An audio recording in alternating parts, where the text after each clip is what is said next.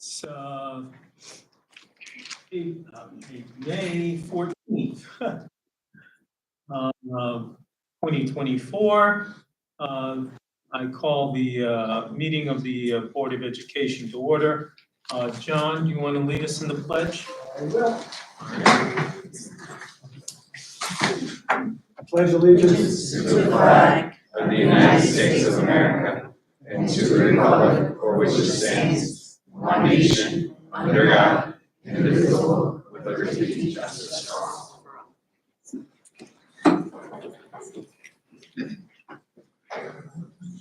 Okay, first order of business, approval of the minutes of April 16th. Kevin Saitani, I will approve the minutes from April 16th, 2024. Do I have a second? I'll second. All right, any discussion, corrections? Hearing none, all in favor? Aye. Okay, it is unanimous. Next order of business would be the recognition awards. Okay. Can I have Dawn Berry? Oh.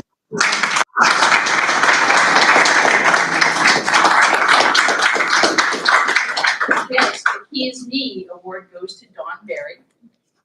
This was given, she's a grade 4 teacher at Veterans Elementary. She was nominated by Katie Ruffo. Miss Berry is a go-getter. Her students are so fortunate to have her. She frequently eats lunch with her students, reaches out to families, and has even visited an eye doctor to pick up glasses for her student. Dawn isn't afraid to learn new things and is ambitious, helps her students improve their reading abilities by providing explicit phonics instructions for her students in small groups. She also isn't afraid to try new things, like providing speech to text as a differentiation strategy for some students in writing. Veteran School is lucky to have Miss Berry. Miss Berry is the queen of relationship building.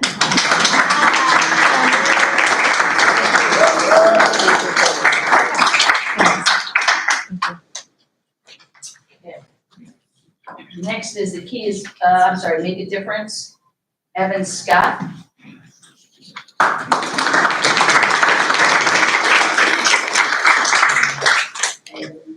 So Evan works as an NTA job coach. He's nominated by our NTA director, Tom DeFort. Evan has demonstrated all the necessary skills that make him an excellent job coach. The job coach position is one that requires an understanding not only of all the specific jobs, but also an in-depth understanding of each student. Evan is patient and understanding while also being remarkably adept at encouraging each student to perform outside of their comfort zones on their individual journey towards increased independence. Our coaches are truly MTA's boots on the ground in that they have daily contact with our sites while instructing our varied student population. So congratulations.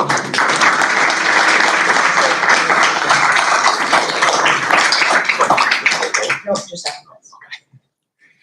I won't put you through that. And last, the most important one, you inspire me. Is she here? Michaela, are you here? Come on up, Michaela.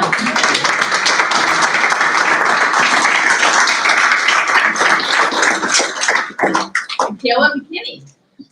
Michaela has been a vital part of my 5th grade classroom community this year at Huntington School. We have been focusing on developing our character and integrity. Michaela has spoken at great lengths about wanting to grow into a woman of wisdom, but also an individual who possesses compassion, generosity, and a desire to make a change. I have full confidence that one day she will achieve these goals. Ms. McKinney is a rare type of student who combines her exceptional abilities with a willingness and eagerness to learn. She's a member of band and chorus and also plays competitive softball. I can always depend on Michaela to be on task in the classroom and also encourage her peers in whatever way she can. She has the biggest heart and makes sure that everyone knows they are loved and supported, including myself. She inspires me to want to continue to teach day in and day out. Nominated by Brittany Howard.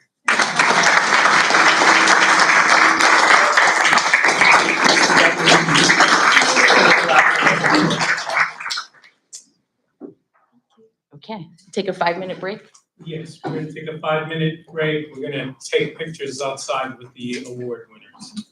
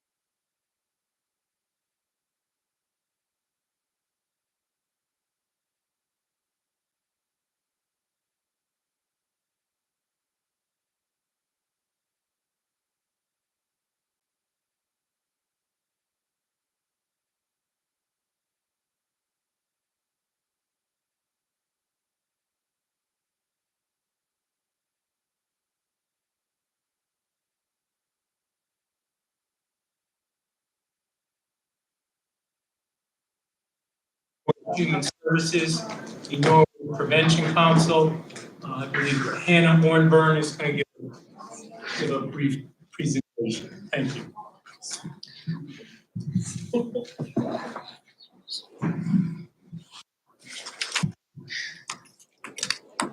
All right. Let's see if this thing works.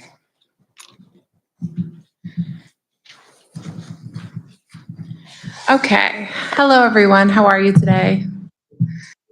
My name is Hannah Ornburn. So like he said, I'm from the Norwich Prevention Council. So I'll be talking to you today about what we do and give you an update on some of the prevalence data we have on youth substance use trends and some of the setbacks, successes, and the things that we're seeing. All right. So first, a little run through or an agenda of what we'll go through today. So first, I'm going to talk a little bit about what the Norwich Prevention Council is and what we do. Then we'll go through some of our goals from the last year, some of the activities that we've implemented to go through those goals, and then we'll go through some data comparisons of what we've collected over the last 6 years, and then we'll go through some conclusions based on that data. So what is the Norwich Prevention Council? The Norwich Prevention Council is a community coalition that is built of community members, youth, parents, teachers, administrators, organization leaders, and pretty much anyone you can think of that comes together to work towards drug prevention and preventing harmful behaviors within our community. We really aim to be as inclusive and mindful as possible with our prevention programming, just because we know it's important to make sure everyone is included. We also really aim to be collaborative, and so we work with as many community organizations as possible. We really make an effort to do that. So we work with people from Norwich, community organizations from Norwich and beyond. Oop, it went down over there, but it's okay. And we work together to prevent youth and people in the community from trying and continuing to use harmful substances like alcohol, marijuana, tobacco. Thanks. Nicotine and marijuana as well. We really utilize mostly public health strategy to do so. So one of the biggest things that we utilize is the strategic prevention framework and logic models to inform the work that we do. As a grant-funded coalition, you can turn to the next page. We really utilize strategic goals in order to inform our practices and the things that we implement throughout the community. So we're going to go through some of our 2022-23 goals. Go to the next slide, please. So the first goal in last year's action plan was to increase community collaboration, coordination, and community-based networking. Community connectedness is a huge protective factor. Thank you. No problem. All right, here we go. Community connectedness is a huge protective factor for youth to prevent them from using substances and really promote mental health in a positive way. So we try to build that as much as possible. So we wanted to do that through providing information across multiple platforms, building the skills of our prevention council members to do so within the community as well, providing the support to our community partners and community members to do that, and assessing our achievements through biannual surveys, which is where this data comes from.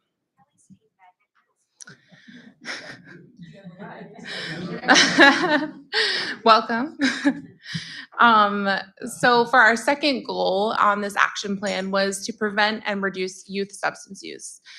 So we wanted to do that through providing information to the community about the harms of substance use, disseminating a PSA about the harms of teen marijuana use, and providing safe storage to parents and adults in the community for medications, marijuana, and alcohol, and working with our community partners to implement prevention programming across the community, completing compliance checks with our local police department, and utilizing social media to spread awareness, because as we hopefully all know, teenagers love social media, so that's the best way to reach them. So I really wanted to create a snapshot of the work that we've been doing. So that is what we will look at in the next couple slides. It's just basically the amount of activities that we've implemented just by the numbers.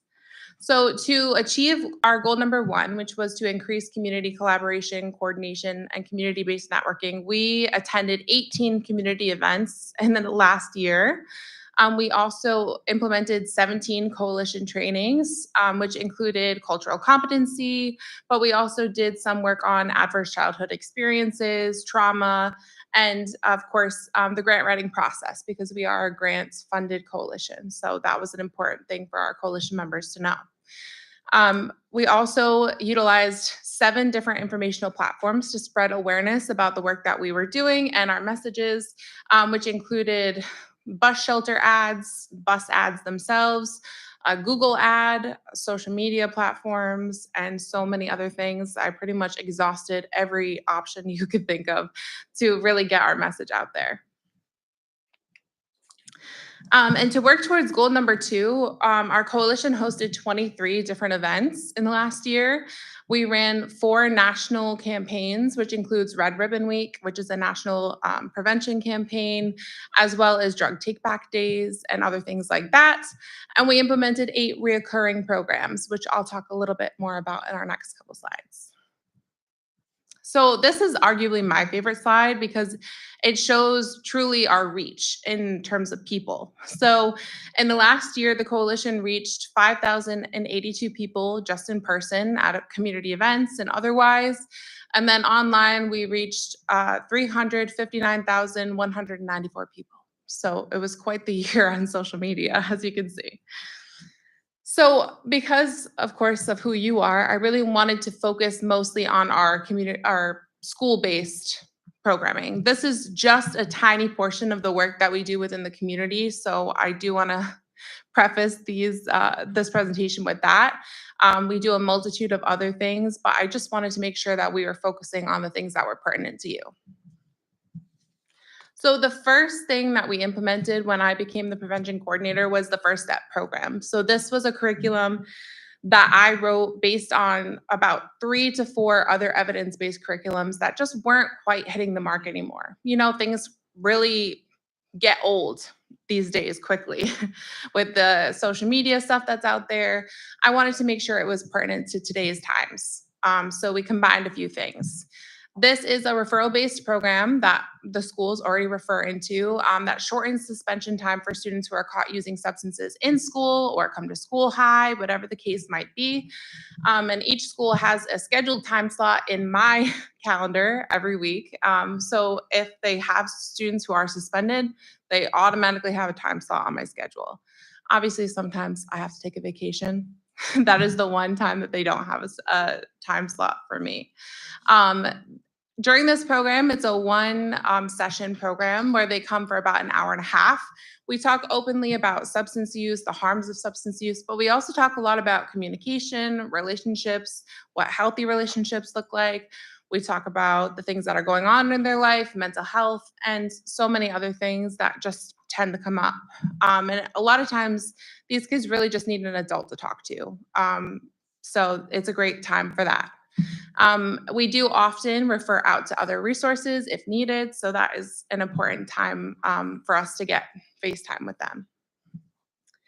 The next program I want to talk about is Sunny Side Up Kids, which is actually an elementary school program we piloted this year with Mahan and Moriarty Elementary School. It is a social emotional learning program, but also includes some substance use information as well.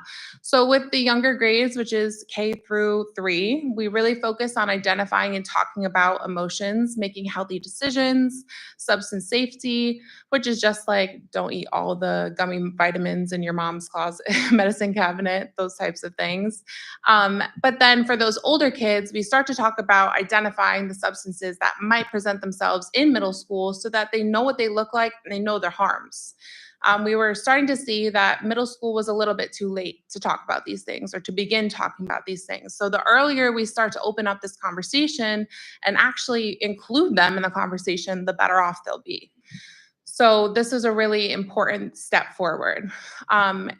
Because it was just a pilot program, we didn't get to every single school, but we did see 275 students this year. So it was a pretty significant year for us with this one. That brings us to Red Ribbon Week, which is a national campaign, like I mentioned before. It is to raise awareness about drug prevention. In 2022, we had giant assemblies at each middle school, and every single student was welcomed and celebrated and got all sorts of t-shirts and swag that celebrated Red Ribbon Week. But we also talked about coping skills and the importance of knowing when to say no to substances and the harms that would come if they did use substances. And it was really a fun celebration that was also educational. Then this last year, we did a citywide Spirit Week where kids were encouraged to dress in fun ways, but also parents were sent home lots of information that provided them with resources and information that was pertinent to substance use and drug awareness. Then, of course, we do also provide classroom activities when needed. This can be very much tailored to the needs of the school or the classroom, and can be made on any sort of topic. So I just wanted to put it out there that these things were available, and we have done several of them. So that is definitely something that we offer and we have done before. The 7 Challenges program is another new program that we've implemented that can be referral based with the schools, but is also referral based from the community. And it's for students who are really showing signs of significant substance use disorder. So this is like our repeat offenders. So that first step program is for that first time. And then this is for those kids who show repeated offenses in school. The program is really, really great because it doesn't immediately force them to quit using the substance. It really focuses on them making an important decision for themselves. So they have to decide if they're ready to take a step back from substance use, to quit altogether, or if they're cool with continuing the way they're at. And then we work together in our multi-week sessions on really evaluating, is that the right decision for you? So it's really important. It gives them some stake in the game and really has them making decisions for themselves, which tends to work better than forcing them to quit altogether right away. It is a new program, so we only have 2 kids as of this far, but we are starting our first group on June 5th. So we're hoping to take more and more kids as time goes on. So if you have any kids that come to mind, please feel free to send them my way. And then, of course, we have done 2 professional developments for Norwich Public School System and 1 for Norwich Technical High School on a variety of different topics, some being the signs of substance use and mental health issues, also Narcan administration and things of that nature. So that is something that we always offer and we're happy to do as well, because this is something that we want every single community member to know about and to be aware of so that everyone can be watching out for everybody's kids, because all we want is happy, healthy kids. So the more we work together, the better off they'll be. So now we'll move on to the data. I'm someone who personally loves the numbers behind everything, but I know not everyone is like that. So I will try to keep it as brief as possible. I wanted to focus on the kids that were most applicable to you. So these charts and graphs are just 7th and 8th graders, which are the kids that we survey in schools.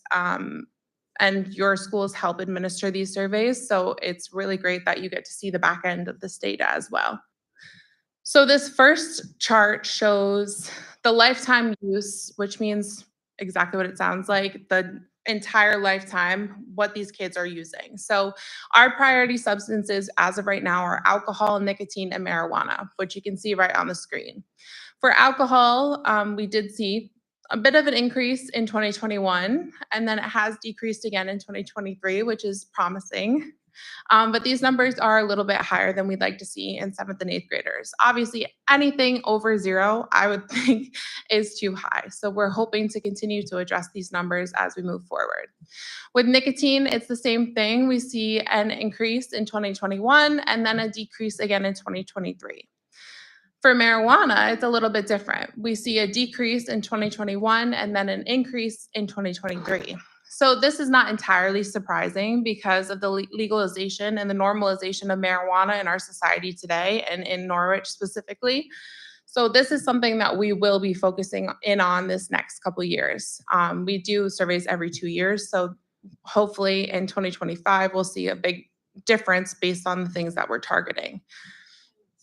Yeah. The numbers on the left represent percentage then? What was that? The numbers on the left represent Percentage, yes.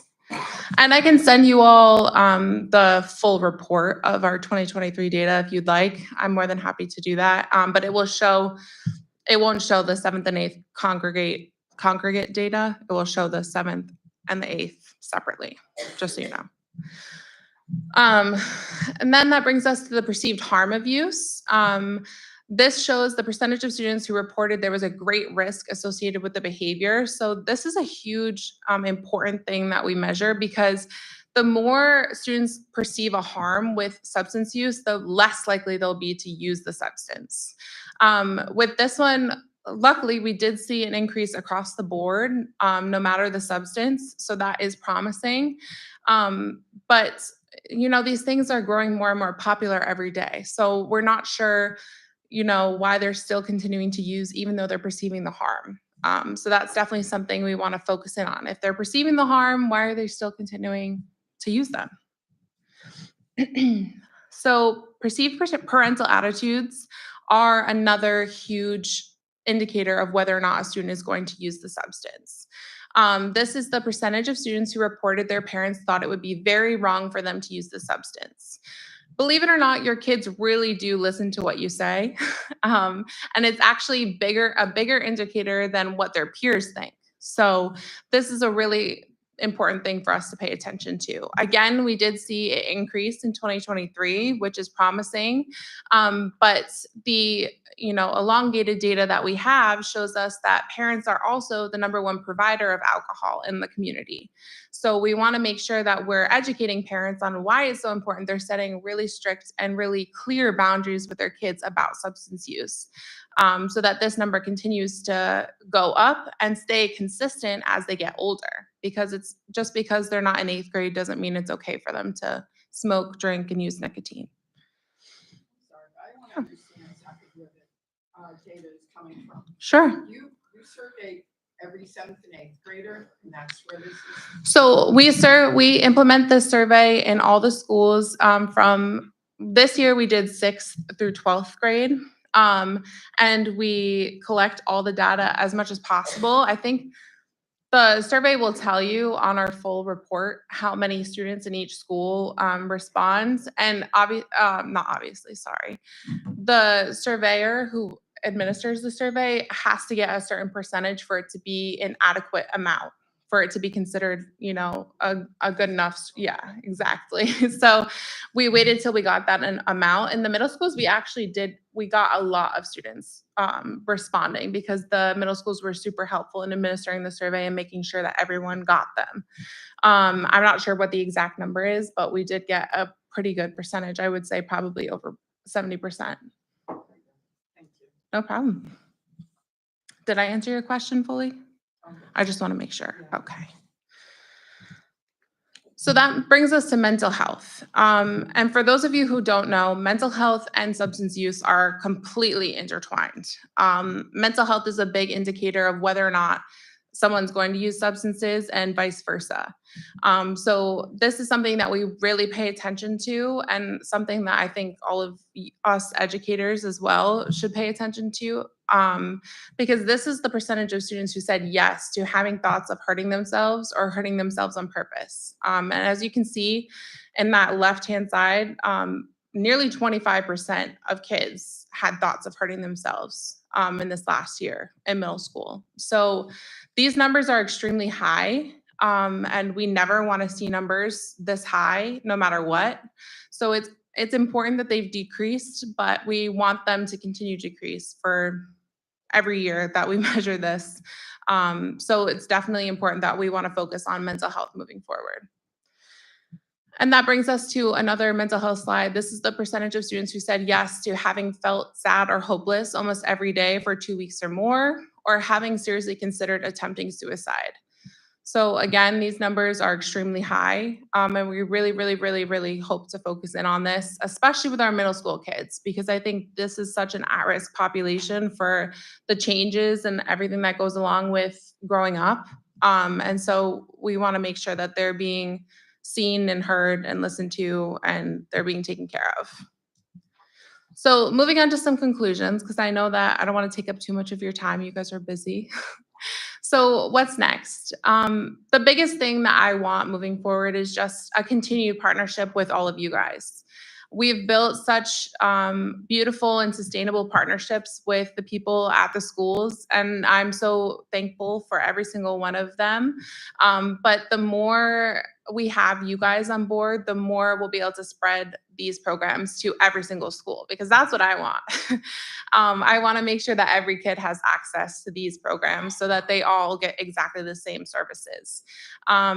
I want you to always feel free to reach out to me if you need prevention programming, and make sure that everyone has the contact information for our services as well. And really, that's just my biggest thing. I just want to make sure that we're expanding and continuing our partnership, because I just want to provide more free programs for the school system.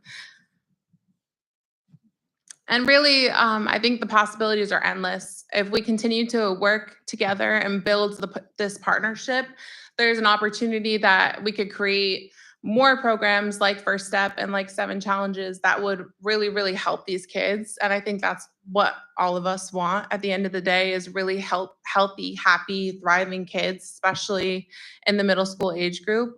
So I'm hoping that we can just continue to do that. Obviously, if you want to contact me, this is my information right on the screen. So feel free to reach out anytime if you have any ideas. I'm still very new to my job and my field, so I'm always open to new and interesting input.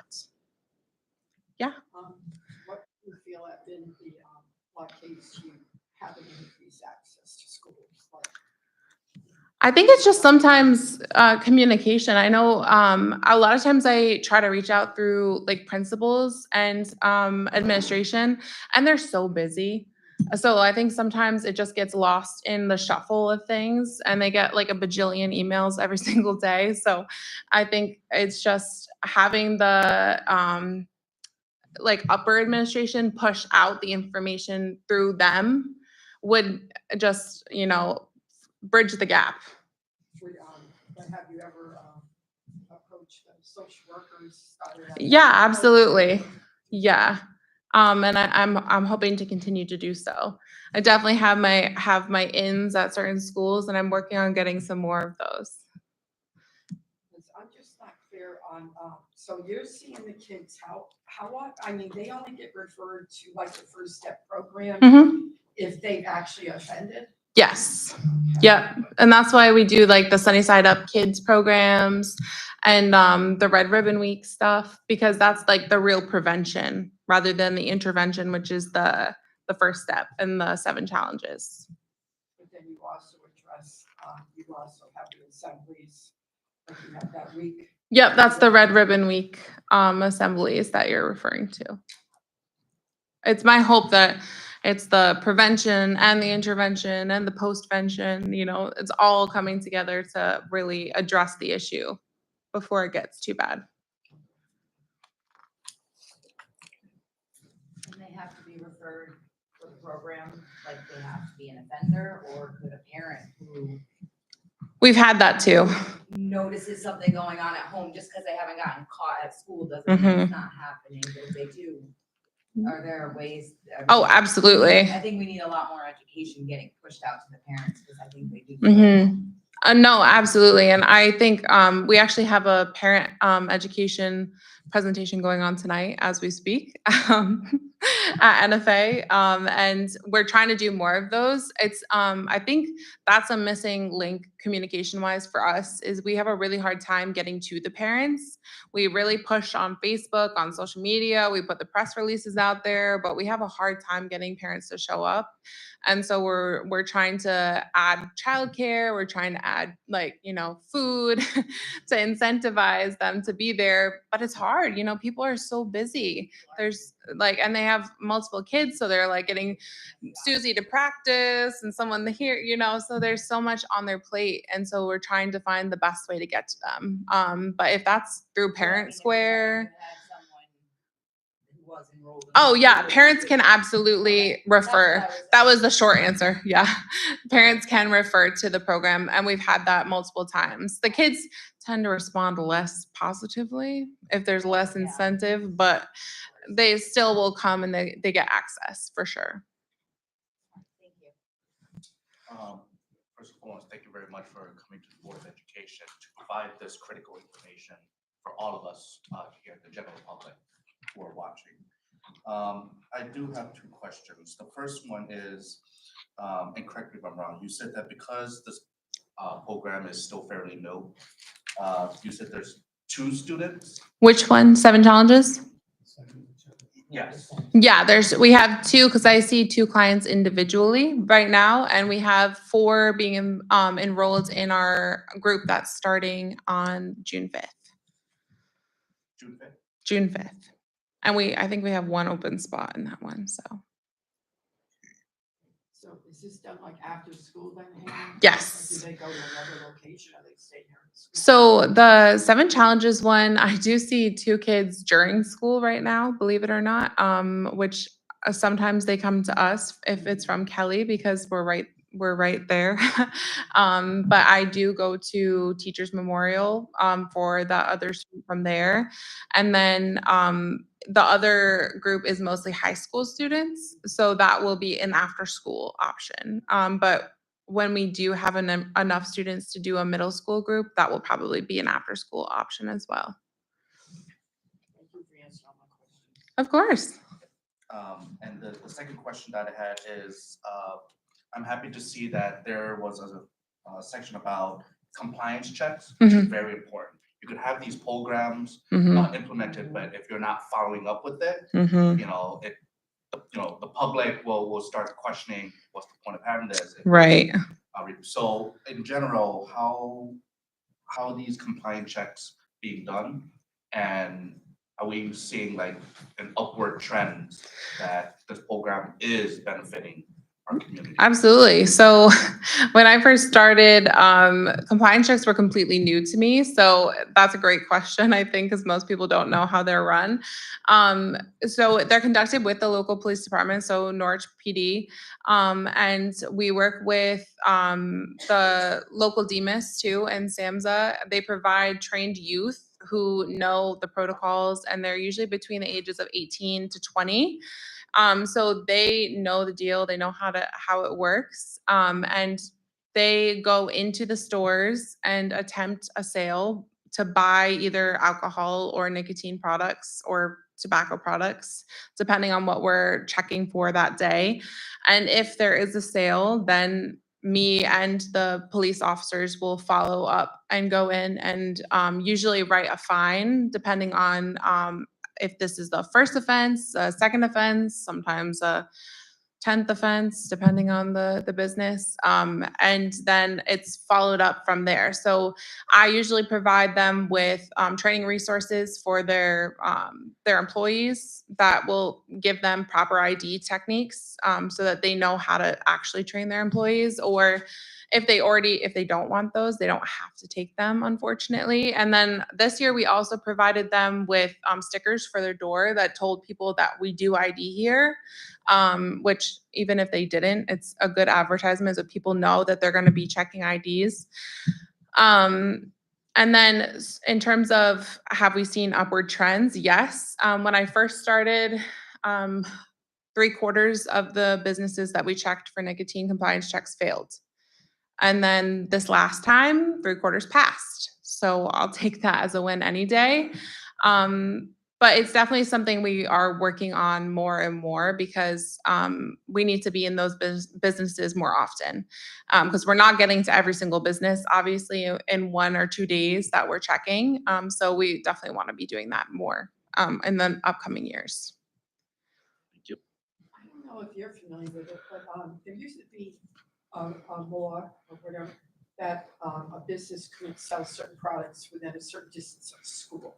Yes. familiar with that and what it is nowadays? I kept meaning to find out. I think there is some sort of zoning ordinance on that here as well in terms of, but it's mostly in terms of signage, believe it or not, as far as I know, because I know that the signage laws are very specific when it comes to like advertising alcohol. But I'm not sure how well our businesses comply with that because that has not been, something that people have been terribly concerned with as of lately. Yeah, well, the biggest concern for people these days has been the marijuana products in places that they shouldn't be, like like convenience stores and things like that. So that's what we've been focusing on. The signage can wait until all the marijuana products are gone. Right. I know, it's everywhere. It is everywhere. Yeah, do your programs, I know you concentrated here on teen and youth, but do you also have programs for adults? We mostly focus on teens and youth predominantly because I'm housed in the Youth, Family, and Recreation Building and Norwich Human Services as a whole. We do a lot of community programs too. Like we host the Rose City Block Party, which will be coming up again in September 14th. So if anyone wants to come, it'll be fun. But we do also offer, the Norwich Prevention Council is open to everyone. So people in the community are more than welcome to join the Norwich Prevention Council if they're interested in being part of the solution. And we offer a Seniors for Prevention group that is for people 55 and up who are interested in also being part of the solution, but planning programs and events for seniors by seniors that are surrounding these issues as well. I believe that's most of our adult focused programs, but I could be missing something, Because I'm thinking, I know you concentrated here on alcohol and Yeah. but things like prescription. Yeah, we do the drug take back days. That's what I missed, which is when we work with the police department to collect unused or expired medications. Those are twice a year. We just had one April 30th. So that's to reduce prescription misuse. And we do a lot for parents, like to provide safe storage and things like that as well. But nothing specific to adults because we're grant funded and our grant specifies that we have to mainly focus on youth. That being said, we did just apply for a grant that would allow us to work closer with 18 to 20-year-old, like that college population. So I'm really hoping that we'll have the ability to work with a little bit older of a population. But we are restricted to our grant requirements, unfortunately. Hopefully someday we have a little more freedom. Right, because I'm thinking, in this community that especially the senior population is overlooked. Absolutely. That's why we have our Seniors for Prevention group. So if you're ever interested in voicing some of your ideas or things that you want to see planned, that's the place to do it. So our first meeting is June 11th at 11 at the Senior Center. We'll be probably in the dining room. So please join us because it'll be a great time to just like voice your opinion and have your voice be heard. Because we were getting a lot of feedback just like that. So we want to make sure that that's not being the case anymore. Yeah, because, hey, we're all one community and what affects one group, would affect the other. Absolutely. And seniors are actually one of the highest risk populations for mental health and substance use. So we want to make sure that we're not forgetting about them. Thank you. Of course.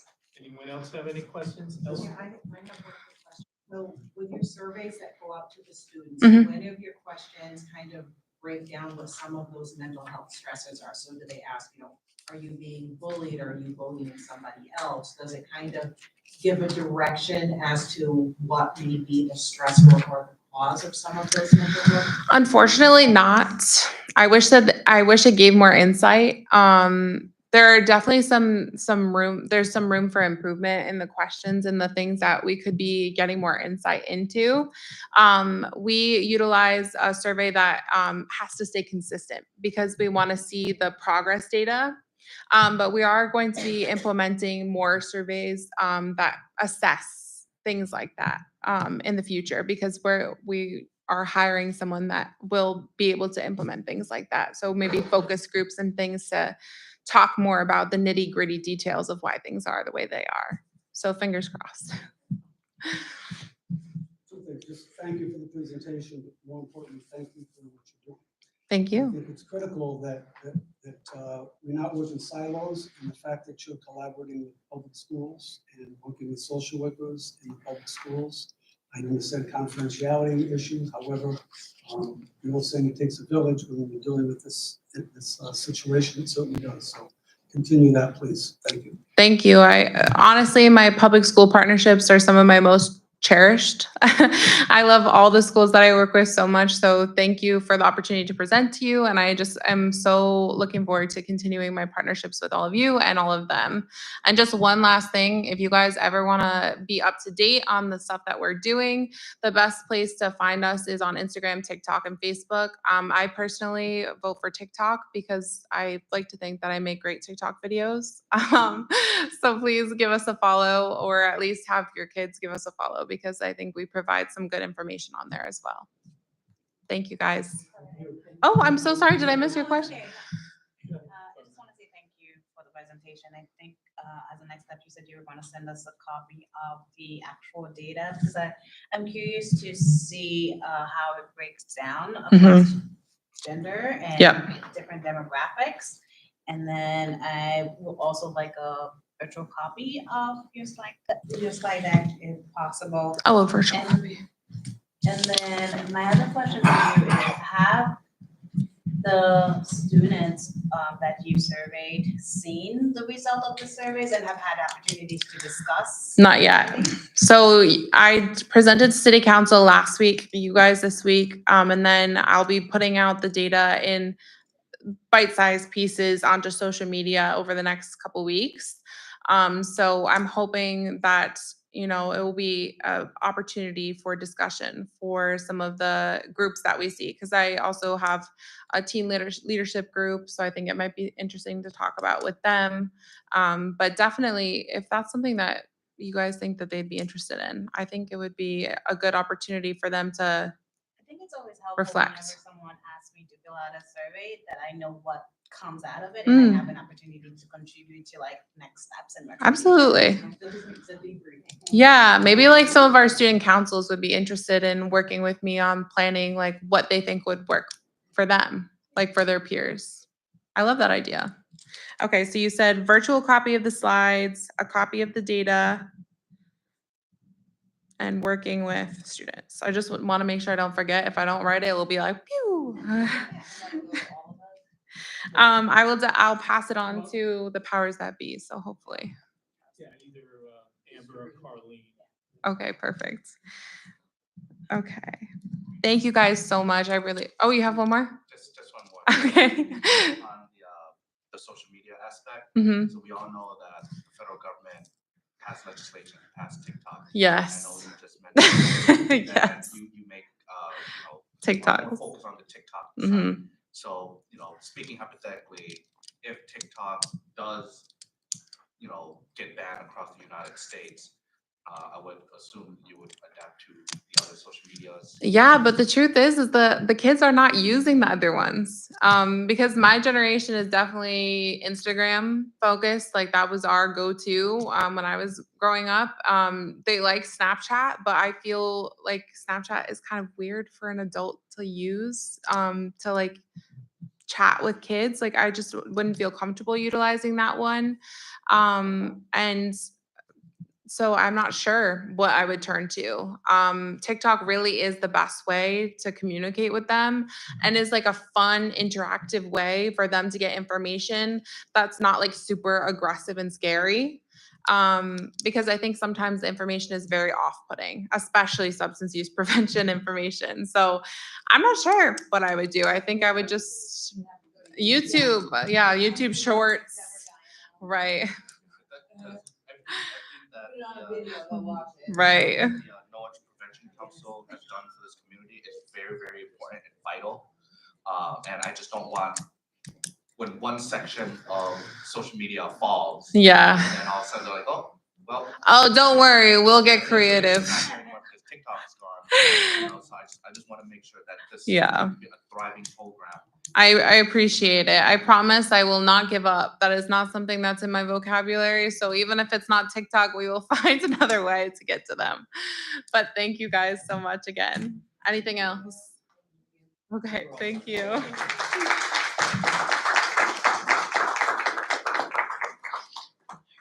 Do we have anyone signed up for public comment, Amber? I don't have anybody now. Okay. Does anyone wish to comment? Okay. You come forward, please. All right, I have a little blurb here I have to read first. The Norwich Board of Education values public comment period as it represents an opportunity for members of the public to express their views to the board on matters within the board's authority. Procedurally, public comment will be limited to 3 minutes per person and to 30 minutes per topic. Comments may be consolidated and given by a group spokesperson. All comments must be directed to the board and not to any individual board member or individual member of the administration. The board and the administration will not respond to questions or engage in dialogue during the public comment period. The board and the administration will determine when and how to address questions that arise during the public comment period. Comments may be submitted via email or in writing at any time. Profanity, raised voices, boisterous conduct, and personal animosity will not be tolerated and may result in the suspension of that individual's speaking privilege. The chair reserves the right to limit public comment at any time so that the board's business may be conducted in a timely manner. Each speaker is asked to give their name and address for the record before starting their remarks. Thank you. Good evening. My name is Joanne Philbrick. I live on Telm Avenue in Norwich.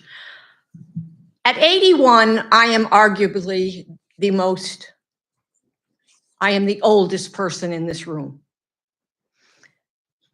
I'm just going to start by saying that, which is a segue into my following comments. When you all collectively talk about technology, you're speaking a foreign language.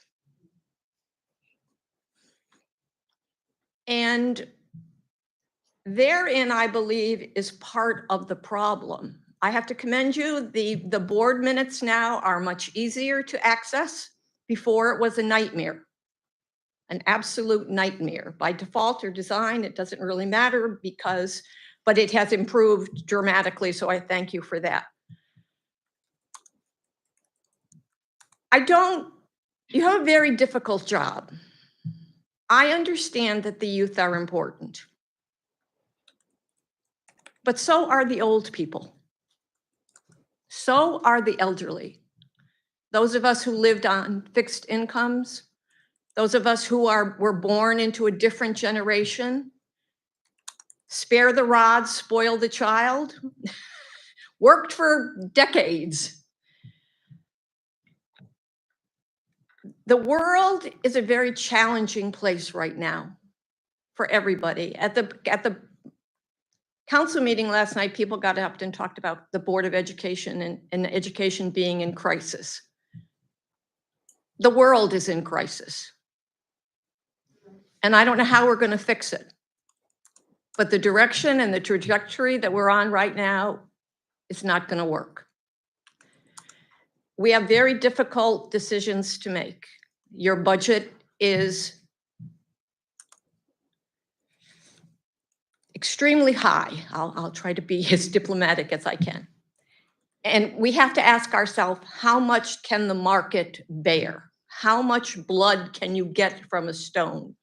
What are you going to ask the people to give up in order to fulfill your needs? And so I will close by saying that I think, and I truly, truly believe that the biggest thing missing in all of this is communication. You can send an email, you can send a text, but there is nothing like good old fashioned face to face. Look a person in the eye, look at their body language, and see how they are responding.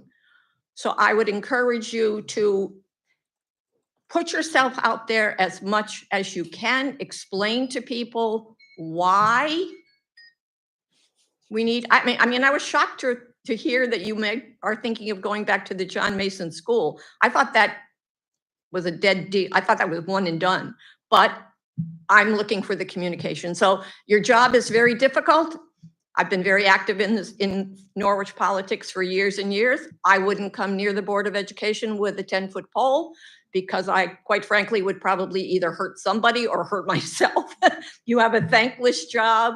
So, but we have to work and talk, not email, not text, not Facebook.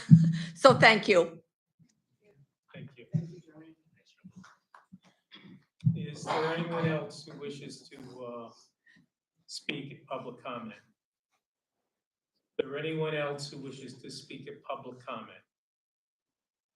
Is there anyone else who wishes to speak at public comment?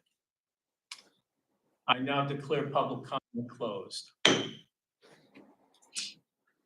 Okay, reports. We have first the report of the chair. Okay, let's get to the fun stuff first. Today is National Decency Day. So I would ask that everyone perform an act of kindness today. It will multiply tenfold.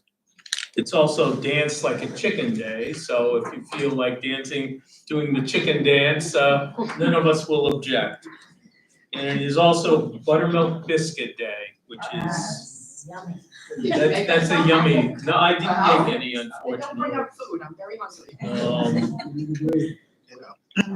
In 1804, 220 years ago, Lewis and Clark set out with the Corps of Discovery to explore the new lands acquired by the Louisiana Purchase in 1803. Today are also important birthdays. George Lucas, the director, is 80. Rob Gronkowski, the former Patriot player, who turns 35. And some people call him Satan, some a saint. Mark Zuckerberg turns 40 today. I'd also like to give a shout out, I'm wearing my WCNI t-shirt, to my friend Uncle Ken, who is celebrating his 20th anniversary on the radio, the Uncle Ken's Rummage Sale. If you haven't heard it before, turn in on a Tuesday from 3 to 6 p.m. He does a wonderful show of eclectic music. And it's one of the few places where you can hear commercial-free independent radio.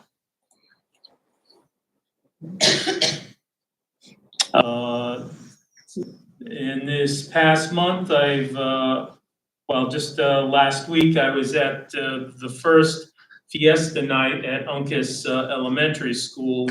It was very well attended. There were various exhibits, artwork, and some lovely Hispanic food given out. We have tomorrow here at Kelly, the Norwich Public Schools district-wide art show, which will be from 5 to 6:30 p.m. I encourage everyone to come out and see the wonderful artwork done by our students in the gymnasium. It's always a well-attended event, and you'll be absolutely blown away by the talent of our children.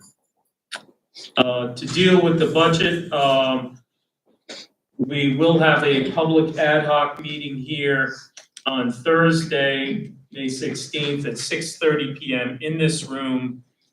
And the ad hoc committee is a joint committee between the City Council and the Board of Education, where we get together and try to hash out the details of the budget.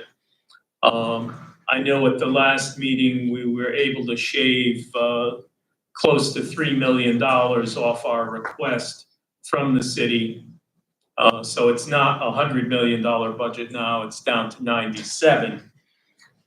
We are still close to $4 million in difference between the city manager's proposed budget and our budget. So we're constantly looking for more savings. Also on Thursday, for those of you who are so inclined, I will be a guest of the Stu Breyer Show on WICH at 11 a.m. I'll be there for that hour, discussing the school budget and anything school related. So please call in with your questions. Thank you. Okay, that concludes my report, and now we'll go on to the report of the acting superintendent. Okay, so first I'm going to give a pre-K update. As far as operations, we have 246 students attending Norwich Public Schools pre-K with 86 openings left. We will open our third pre-K classroom at Mahan on May 20th. This room will house 15 students in Smart Start grants. We are excited to offer 1 slot per classroom for the pre-K children of NPS staff. A sign-up Google form and lottery will help us determine who gets these slots. The pre-K children of staff who live outside of Norwich will not occupy a grant-funded slot. This is a recruitment and a retention effort for the district, and it's been taken very positively by our pre-K teachers. The district will send out early kindergarten entrance letters to 20 students, subject to change if more parents complete the required reading scales. Letters will go out by the end of the week for families who have completed their part. Teaching and learning. Connecticut storytellers have given each of our pre-K classroom multiple performances this spring. Storytelling weaves the importance of sustaining intention with oral language development and social emotional functioning in a beautiful, developmentally appropriate way. The students enjoy it tremendously. Specials will be added to all part day and school day classrooms so our children can experience an introduction to what is coming in later years for them in the schools. A model schedule for each program is being developed so teachers won't have to develop that on their own. It will create a consistency throughout the district with a common plan in place.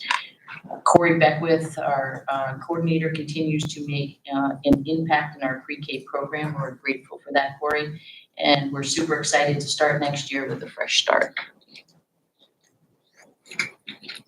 Excuse me, Susan, could you repeat that part about the slot for NPS staff? Repeat it or explain it? Yeah, just, it's pretty self-explanatory, but Okay, I yeah. just wanted to hear it again. Sure. We are excited to offer 1 slot per classroom for the pre-K children of NPS staff. A sign-up Google form and lottery will help us determine who gets those slots. The pre-K children of staff who live outside of Norwich will not occupy a grant-funded slot. So it's only NPS staff that live within the city? Yeah. Okay, that's what I wanted to be clear on. Thank you. You're welcome. Okay, next order of business, I want to talk about a new special education program. I think everyone is well aware that we have been talking about the rising costs of special education and also not receiving the excess cost from the state. So we know that we need to do something. We know also that we need to do something what's best for our kids to bring them back to our schools. So with that said, we're coming up with, it's kind of a placeholder, we like the name, called it the Rose City School at Bishop. And Dr. Hughes, please Yes, feel I'm free to here. jump in at any time with this. Okay. So a little bit about Rose City School. Our vision is to enable each child to reach their full potential. Our mission to provide students who are impacted with severe emotional and/or behavioral disabilities a safe and therapeutic learning environment. By utilizing trauma-informed approaches and culturally inclusive practices, the Rose City School will aid students in developing the skills to succeed in their next academic setting. The rationale for this is the district has over 5 years of success with our behavior programs, which are called STARS in elementary at Stanton, and we're just starting up a new one at Veterans, and our team program, which is at Kelly Middle School, and is an opportune position to develop a therapeutic continuum with this specialized program. So we know we've already been very successful with these programs, so we plan on going to the next level at this point. Some highlights. We want to bring outplacement students back to Norwich Public Schools. RCS will provide the same NPS K-8 curriculum. Presently, all outplaced students focus on behavior goals and not necessarily the academic piece, which we want to bring back to them. And also, they don't have the access to our Norwich curriculum. Increased access to therapeutic programs for Norwich students. Access with UCFS and district opportunity for collaboration with our district community. Seamless integration with NPS programs and classroom activities. For example, we can have these students participate in after-school programs like sports in the middle schools, field trips, which also helps with potential integration back to school. There'll be flexible inclusion time, and that of course will be determined by their IEP. Ability to bus to other schools within the district so that they can participate on an as-needed basis or when they're ready. We can partner with Norwich Free Academy's new special education program that they're just starting for next year that's called Atlas. And it also controls costs within our district. See that there's a timeline. Phase 1, April, May. Phase 2, June and July. Phase 3, August, September. Phase 4, December and on. So for phase 1, that's the information gathering and planning. So a few of us we did a site visit. We visited about 3 or 4 weeks ago. We went and we visited a Stone K-12 day school in Fall River, Massachusetts. And they had the same issue over there where they were having so many students being outplaced, and that they started up this program about 10 years ago from the ground, and it's evolved into a K-12 program. So we're able to go there and visit and learn a lot from them to get this program started. We have a supply list that's underway, staff list, we'll post positions shortly. Building preparation, we completed a walkthrough and identified rooms at Bishop. Analysis of current placements, list hasn't been completed. We've already identified 5 students for this program to begin with at the start of the next school year. We're working on a guidebook, referral and implementation. It's in process to be completed by the end of July. We've had collaboration with our stakeholders, NFA, which will be eventual K-12 continuum. I've had multiple meetings with Superintendent Cannell and his staff. I visited their new location for Atlas last week at NFA, and a nice tour of the whole campus, and then I was able to go see that one. We can utilize some things like they have a garden over there that our 6 to 8 kids that can utilize, and we plan on collaborating with them for some other future activities.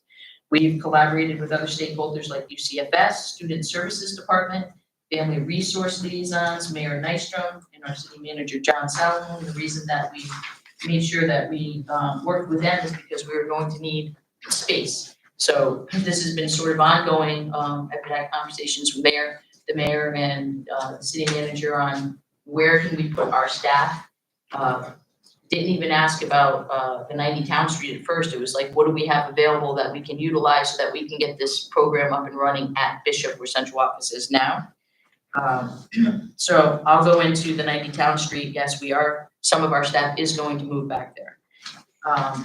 We're going to start with smaller staff since we're only going to have about 5 students.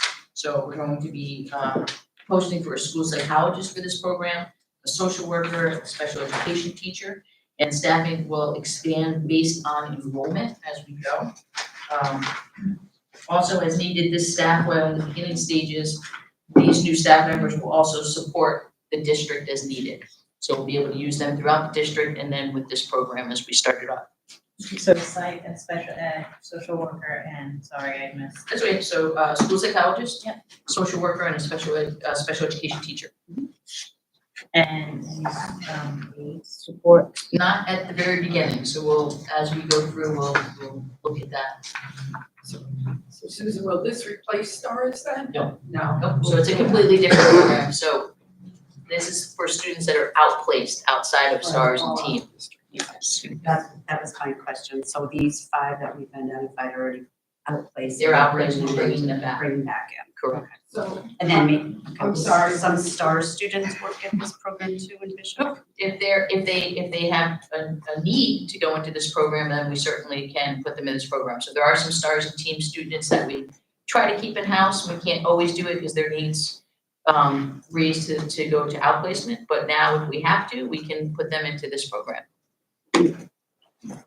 So the money that we spend on Right. tuition and transportation would be you spend in-house Correct. as opposed to paying that out of district. right, does it pretty much balance out with what probably, maybe with the hiring of the staff, the cost that we spend on our out-of-district site now is tremendous. So does it Yeah, pretty I'll much remind everyone, balance it's out? $12 million for Oh, I know. 126 students, so, yeah, so there'll be a lot of cost savings, between transportation and the outplacement costs. And I remember we mentioned before was making this accessible to other districts. We will eventually do Is that. what we're hoping to do That's with what, this? that's what our plan is, yep. So, you're hoping to use, Mason, but also because if it's only gonna be a small number, that's what I'm trying to think. Yeah, I have that in here too, I'll keep going on that, and then if you have further questions on I'm it. sorry. No, that's okay, I like your questions. Anybody else have any questions before I keep going? It is in the staffing piece. Who will provide oversight? So we'll also have a special education supervisor that we have in-house right now, we'll use somebody for that. But we'll eventually, as it gets bigger, we're going to expand our staffing. So phase 2, the building, spaces, marketing, and staffing. So we're gonna be creating the classrooms, we're gonna be creating a welcome center. No, explain more where that space is gonna be. We're going to have a video walkthrough, so we can be able to provide that to parents. Obviously, we're gonna be doing the hiring, curriculum planning with support from our curriculum coordinator. Phase 3 is the rollout, staff training. We'll have, they'll be trained for CPR, medication administration certified, and safety care. Prepare materials, technology, create a lunch order plan for them, and intake students. I'll talk a little bit about the impact at staff now. Just so everyone knows, the current central office staff is aware of this. As soon as we knew that this was happening, we made sure that we kept them in a loop and let them know who would be moving and who wouldn't. So that's been done. So we'll do some shuffling, so to say, at central office where we are in Bishop. For example, where registration is now, that will be where we'll have our welcoming center and our where we have meetings and PPTs. And registration will shift to the front area of Bishop where we have our HR. So we'll talk more about that. We are gonna create one classroom to begin with that we can make sure is well done so that we can be able to show our families what it looks like. The next page just talks a little bit about our supply list. In our classroom supply list, you can see we're well on our way to getting this going. Phase 4, expansion, ongoing needs assessment, expanding classrooms by repeating phases 2 and 3. We do anticipate opening up more classrooms throughout the school year. So we'll get back to the buildings and impact on staff. Currently, all central office staff are housed at the former Bishop Early Learning Center. Because RCS will begin with just one classroom, the initial impact on staff relocation is anticipated to be minimal. As phase 4 expansion begins, office staff will relocate to 90 Town Street as needed over the years. The expected transition is slow and will give staff members plenty of time to prepare. At this time, we anticipate approximately 20 central office staff members moving to 90 Town Street. And this will take place over the course of the next several months, so it's not a get up and go. So we have a good plan for this. And this limits the hardship on custodial staff while we do this. Okay, I think what I'm unclear of right now is I'm just looking at the timeline and some of the steps that we're gonna be taking is when the students are gonna come back. Is it the second semester? But we're gonna have them back for the start of the school year, next school year, Okay, and then it'll be ongoing after so that. it's in August. Correct. We are. Are you all set, Colin? You can answer that. So is the long-term plan to transition these students into the new schools though? So the long-term plan is always to get our students back into their classrooms with their peers. That's always the plan. So with our STARS and our teen program, the students do get a significant amount of time with their peers in their regular ed classrooms. So the same idea for this program is that we would have them and we would want them to go back into the schools, which would, if they're outplaced, we can't have them come in little at a time. With this program, we can have them as needed, go back and forth so they can integrate back into the classrooms. But when the new schools are built, are we still going to try to keep Mason? Well, the whole point is for an outplacement center. Right. So we have big dreams of this being a big school where we can then house other people in from other districts. So if they need it for Waterford or East Lyme or someone needs it, so that we can house whoever needs this program. So that would be like a whole different building though, I mean, because we know John Mason isn't equipped anyway for a school at this point. So the 90 Town Street, Well, I mean, for one thing, is. 90 Town Street's just for us, not Central for, office. not Okay, for so kids. Bishop then. Bishop would be, So, Rose City. okay, right, so right now we're clearing a whole floor for this program to start. but you know, when I was there last week, it looked like I was in a time zone. I mean, it was exactly like it was when I was there as a child. So that's one of my concerns is that it's, you know, in the same. We're gonna make it look beautiful. Well, that's what I mean, we're gonna have access to funds for all that? We don't need a lot of fun, we don't need to rebuild or anything, we have the Yeah, equipment no, to be able to make the rooms look nice for the kids. Don't forget, it doesn't look good right now because you weren't in there. When it was Bishop, it was beautiful when everything was up.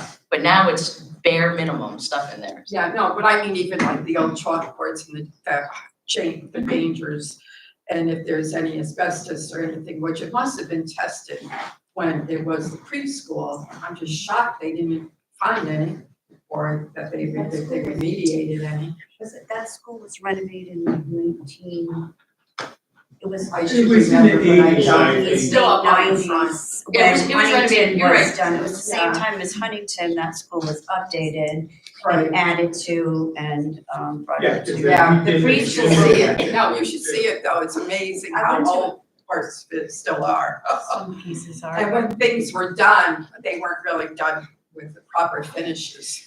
Well, look at Stanton's very old and it looks great for the kids in there, so. Mhm. And I had seen Bishop when it was a preschool and it ran beautifully there. I worked inside the program, so. All that old glass, you know, all that kind of thing too. And their decorative glass, which is gorgeous, but as far as a danger. Plus, We'll have all that in consideration. plus Yeah. Bishop has the advantage of, Oh, I know, there's a lot of having an pluses. elevator. Oh, too. I know, I wrote in it. No, there's a lot of pluses, I understand that, I'm just thinking about the safety issues in that building. We'll make sure that that's all firmed up Yeah. before kids get there. We're super Money excited wise. about the program. We wanna be the school that we visited Fall Rivers. We went to Fall Rivers. Yeah, I We would wanna love be to that, see that. that school where people come to visit us Yeah, and see what we've done in the future. So, and I'm gonna give, just before we get any more questions, Dr. Hughes, do you wanna add anything to this? Sure. I think it's a really wonderful opportunity for us to think about students who are ready to come back to district, but still may need that continued therapeutic level of support, a more wraparound approach than even we could provide in STARS and team. So it is a bit above that, you know, in terms of support and need for our students. There will be students that, for whatever reason, will continue to need that level of therapeutic support based on their disability and their needs in general. But this provides us a real opportunity to have students back in our Norwich community, accessing the resources and the talented people here who really care about our students, and to have them back here kind of under our wing, if you will, in order to really develop some comprehensive programming. The really nice thing about it as well is knowing what we have in district, what's been successful, building on that, understanding, you know, what may be in a therapeutic setting that we can replicate with the people that, know our students best, and then also having the flexibility in order to say, hey, you know what? We have some students that may benefit from that therapeutic placement for a bit of time, and then bring them back into the other schools. So I think it allows for some flexibility. It allows for bringing students back into our community. It allows for a continuum of support. What was missing before was space. It's still, at a premium around here, but, it's really an innovative idea to kind of start small. I appreciate kind of that ease in approach. We're not rushing to get a school full of students. We're being very thoughtful about the student placements, who really is ready in the out-of-district placements. We've worked with our out-of-district liaisons, had thoughtful conversations. So as you can see, it's a phased approach where it's a step at a time. We are excited. We're also cautious, to your point about all of those pieces when you're building any kind of program. So I think we've had a lot of discussions, a lot of time to plan. So it is an exciting time, but I do think it will pay off in the long run in many ways. I think, Oh, I'm sorry, go ahead. agree 100% on what it's going to do for students. But you also need to realize that this is a solution to the budget issue, not the entire budget issue, but instead of just asking for more or however we do it, it's time to start finding solutions to that problem. And this could be one of the solutions of others that are being talked about. So yes, the $100 million looks like a lot. And for years, we've gone before the council and said, please, we need. Well, now superintendent, administration, taking upon themselves to find solutions.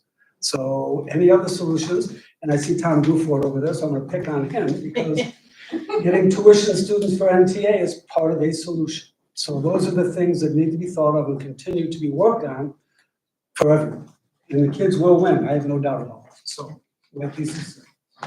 And I wanted to add to that already, Jamie over the years has worked so hard before she retired to bring back kids. That's always been a constant issue. Well, to help them, but also to help our budget.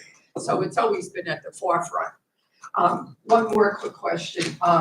Medical, I see that people are going to take the med classes, but what about emergencies, or if any of these kids do have any severe physical disability? Well, if that happens, then we'll look at nursing, but in any other school, if there's an emergency, we call 911, so it would be the same thing. So, but we can give, if you're med trained, you can give students, I medicine. know, I used to be. So we'll see what happens with the students, and we'll take it one step at a time when it comes to making decisions about nursing, staffing nurses.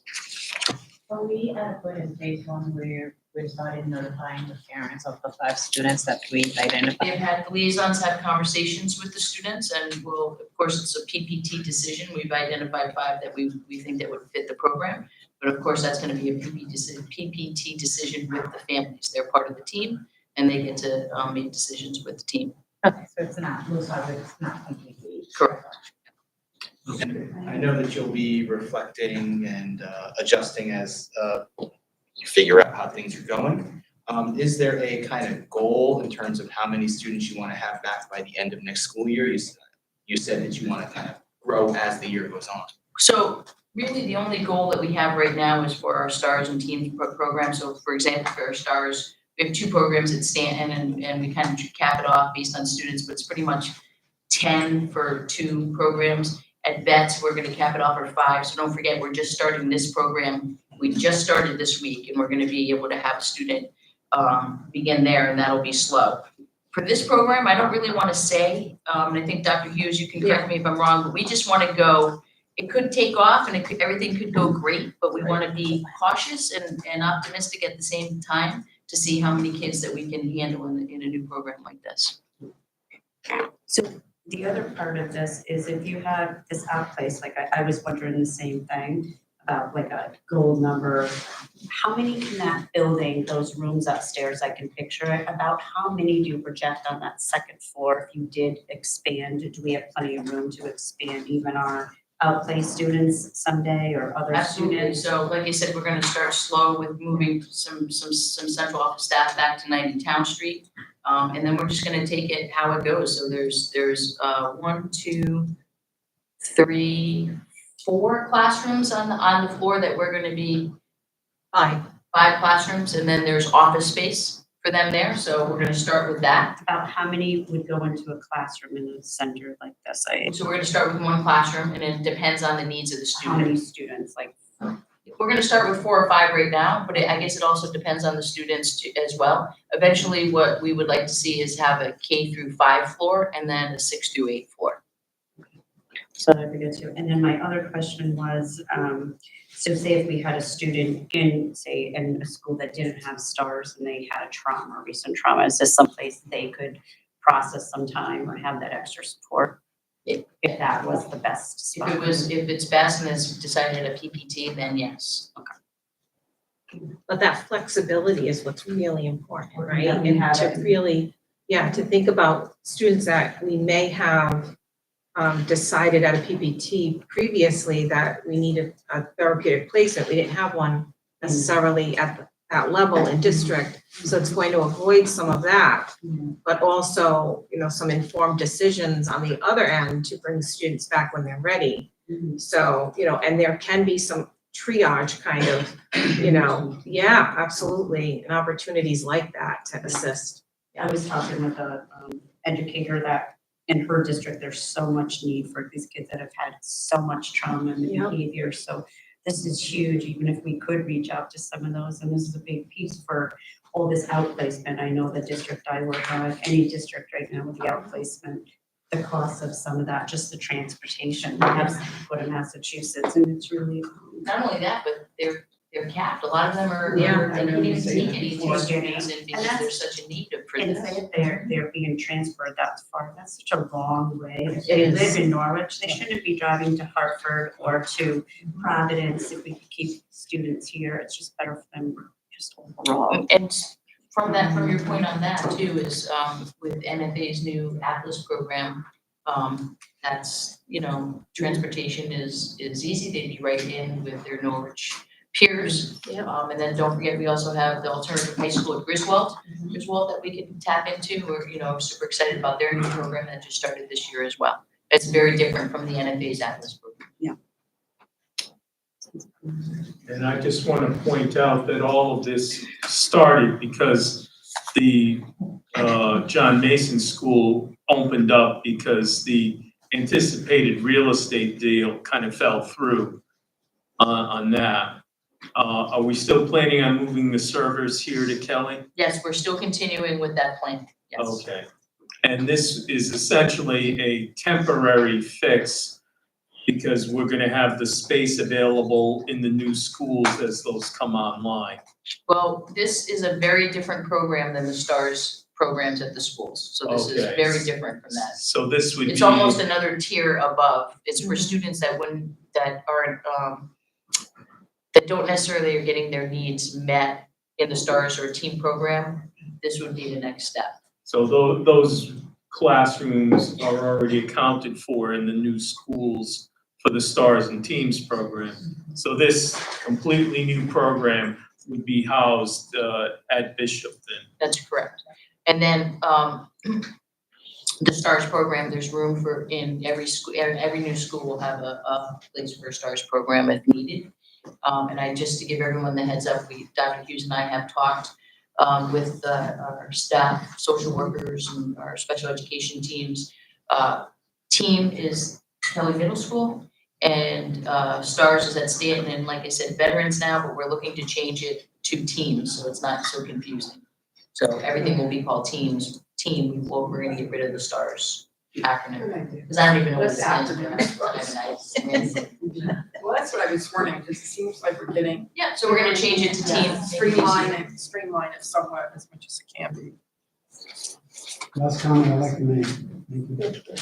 Thank you. I hope the mayor likes it, have a mask. Surprising. Does anyone else have any questions for myself or Dr. Hughes? Thank you for all the information. We're super, like I said, we're very excited about this program. Okay.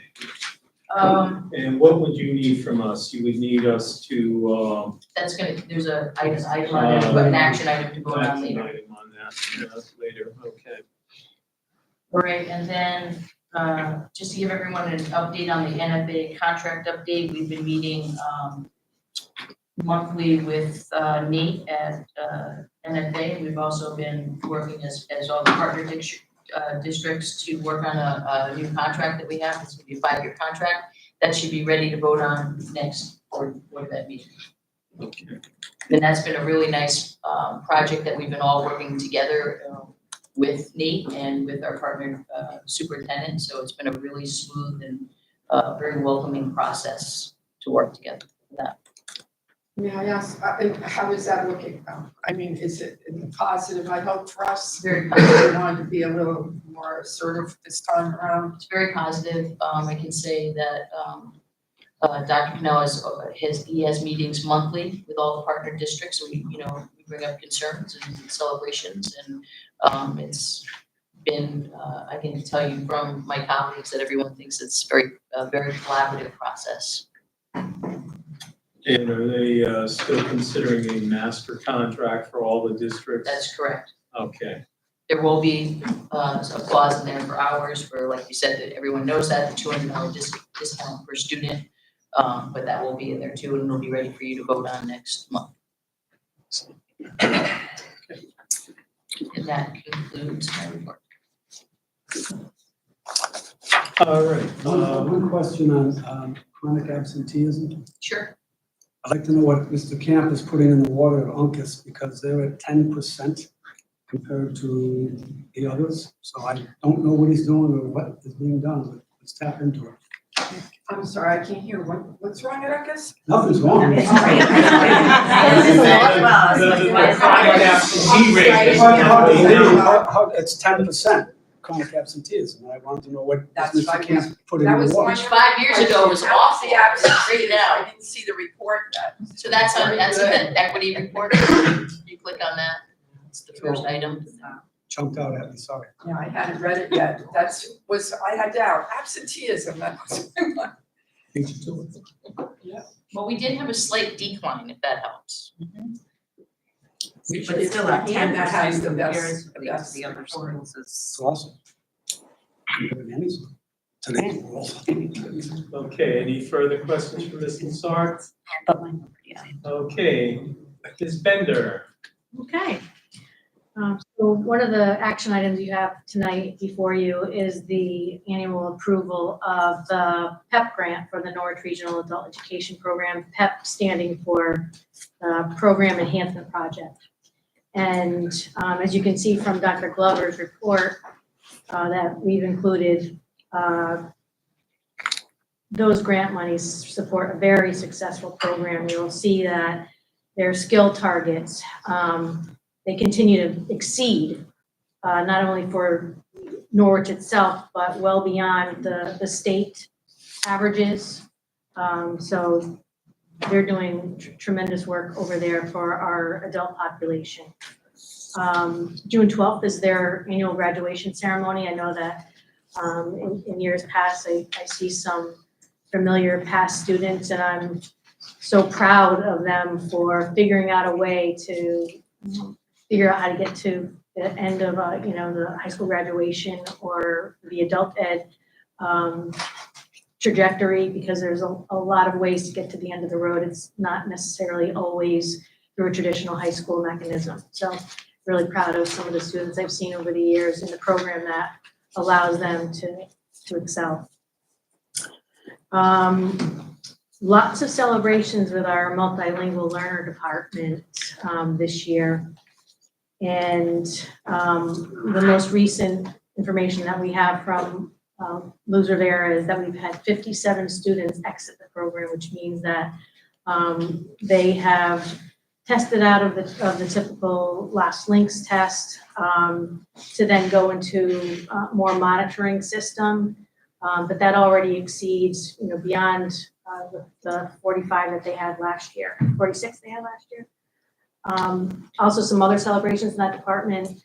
Barbara Grant, who is one of the teachers in the department, had applied for a Fund for Teachers program and was awarded a trip to Guatemala to go study the culture and the linguistics and the education and to bring her learnings back. So that was a real tremendous honor that she received. I'm really proud that she's been recognized with that. And I was there when she had the announcement made, and it was filled with excitement. So really happy for Barbara. Also, another teacher, the ML teacher from Moriarty, Carmen Pagan, was recognized with an Exceptional Teacher Award, which was presented by CALAS, which is the Connecticut Association of Latino Administrators and Superintendents, and they had a special gala held on May 3rd, where she was recognized at the AquaTurf in Plainville, which is a pretty common venue for when we have school celebrations across the state. And then finally in the ML department, Luz has partnered with an organization called Waterford.org, who is going to provide some free reading intervention materials for our younger pre-K MLL families. And they can get free tablet, free internet if it's applicable to them, to hopefully help them prepare more greatly for their educational experience as they move to kindergarten. In the area of academics curriculum, we are working on a long overdue curriculum and programming revision process this summer. Starting as soon as school gets out. We've been consistently involving the Curriculum Council in our decisions and the work around that, between, and our teachers with the selection of programming materials and the process that we want to encourage them to be part of when we're considering any changes. Ashley Eichhorn, who's our curriculum coordinator, has truly provided her expertise in all these areas and helping us to make some very much needed instructional shifts in our department. And through title funding, we have staff who are going to be working in small groups to help revise the curriculum and programming across most areas. 47 staff applied to do this work in the different areas, whether it's ELA, math, science, some of the unified arts. So a real tremendous indication of how dedicated our teachers are and the desire to want to be part of the process that they implement every single day of their 180 days with their students. Jamie, you're looking for next fall to implement, or are you looking? Yeah. We have, like, the social studies may come a little later. PE, I think, is having different standards that are being written, so we're kind of holding off on there, but they're pretty good in where they are right now with what they have. So after this summer, I feel like we're going to be in a much better position to have a typical revision process and a typical revision cycle, so we're not having to do this magnitude every year. Any PD needed for staff? Yep, that's all in the plan. We are, by the end of May, we should have a drafted plan for the PD that's necessary for all those different components for the entire year, for all the different departments. So lots of strategic planning and collaboration with all of the departments in order to make that happen, because as you know, there's always competing interests when it comes to professional development. So we are being very mindful of that. And then, let's see. I want to talk a little bit about physical education, because that was one of the things that was raised when I kind of landed here this past fall, especially with the middle schools. And we are moving away from that daily participation for a quarter, and then not much else for the rest of the year. We are going back to the kind of the year-long planning, year-long participation with PE. Every other day kind of thing. So I think that's been welcome. Yep. Extended learning. So we know that it is in our best interest to maintain a robust extended learning program after school. Mabel Agenian has done a great job at always looking for additional opportunities for our students. She was most recently awarded some science STEM kits from the Connecticut Science Center, who have been partnering with us in various areas. The Norwich Public Schools Education Foundation, along with Representative Wilson, also helped secure a grant for some after-school initiatives through the Connecticut judicial system, whereby focus is also science and STEM, along with promoting athletic events through broadcasting and bringing in music. So like with a pep band, so like lots of collaboration and really great things for our students. In other grant news, we were awarded a $25,000 grant through CFEC, which is the Community Foundation of Eastern Connecticut. We're looking to pilot a program at Stanton Elementary School with Big Brothers and Big Sisters, who's had lots of success with other districts, including Willimantic and New London. It's a mentorship program that's definitely evidence-based, and they've had, like I mentioned, lots of successes. And that will take place during an extended learning component next year. And you know, and if that pilot is beneficial to our students, then you know we want to grow that and we want to build it and gain momentum for there. We were awarded a Connecticut Stronger Connections grant for $128,000 to support additional mental health initiatives, training, curriculum, and a mental health awareness campaign that's led by students. I think that's really important, especially as you know, not even just in middle school years, but in our elementary formative years, where we're getting students involved to take leadership initiatives and feel like they can make a difference even at those younger ages.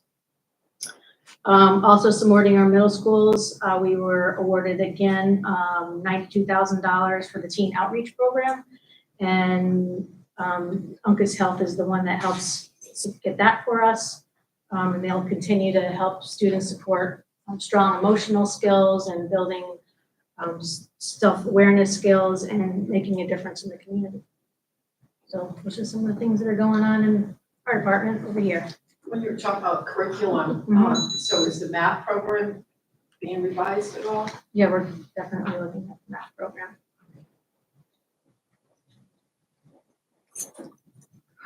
Okay, I just want to step back to the superintendent's report for a moment. The equity department report, I have just a little comment on that, on the behavioral incident reports. The time of day log, I'm sure there are not 71 in-school behavioral incidents at 2 o'clock in the morning. Those are probably the times they're being logged on by the teachers, and why any teacher is up at 2 o'clock in the morning logging in behavioral incidents is odd too. But it would be more useful, I believe, if that information is kept to the time of day the incident actually happens, not the time of day it's logged on.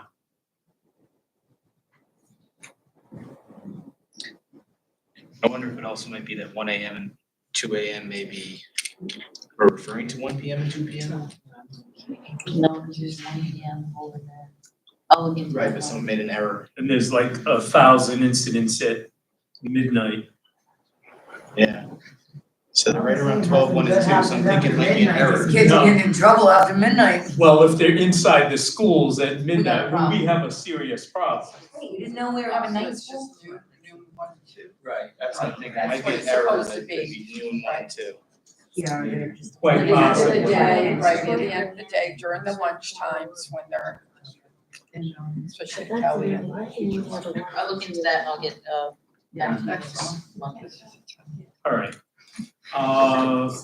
Let's see, let's go Dr. Hughes. Hi. Okay, from Student Services and Special Education, I have put in the homeschool information as I do from time to time, in addition to out-of-district placements, which we are down. If you notice, the number is 121 this month. We did talk a bit about special programs, but we do have a new special program, STARS/team, we're going to be calling it team now, that started at Vets. And so we do anticipate one student moving into that program. We only have a short time, but we have some students already slated to begin transitioning, perhaps with some visits towards the end of the school year and up and ready for the start of the school year coming up. With that change in regulation at the transition age, this year we're able to have a graduation ceremony at the Norwich Transition Academy, and that will be held on Friday, June 14th, and it'll be held here at 10 a.m. And so, of course, you're all invited to attend. And I know Mr. Dufort and company are very happy about being able to celebrate the graduates. And I believe that we have a nice group of graduates that will be celebrated on that day. I wanted to thank the Board of Ed members who were able to attend the 7th Annual Autism Wellness and Resource Fair. It was a wonderful event, great night. We had nearly 30 organizations represented and vendors who were in attendance. Many community organizations came together that night. We had many volunteers. In addition to some new highlights, Lulu, the miniature horse, was there for a short period of time, a little cameo. And we had other things like a sensory table, make and take. And we had students from Kelly Middle School who have been working in unique learning systems. You've heard me talk about that this year. They had their work on display that night. So it was really wonderful to see that. And so I just wanted to give a shout out to everyone who either visited or made a stop by or in some way contributed to that event for our students. There were a lot of happy faces. And then there are some pictures for you as well. And back to that wonderful Transition Academy, because we have something happening called the Daily Drip, and we had a grand rolling instead of the grand opening. The cart came rolling in to central office, and it continues to be very successful. They've made 2 trips to us, and I know that they're trying out other potential school sites. They've been out and about. So students are taking orders, there's a menu. There's a punch card. Yes, yeah, very fancy. And it's, yeah. Right.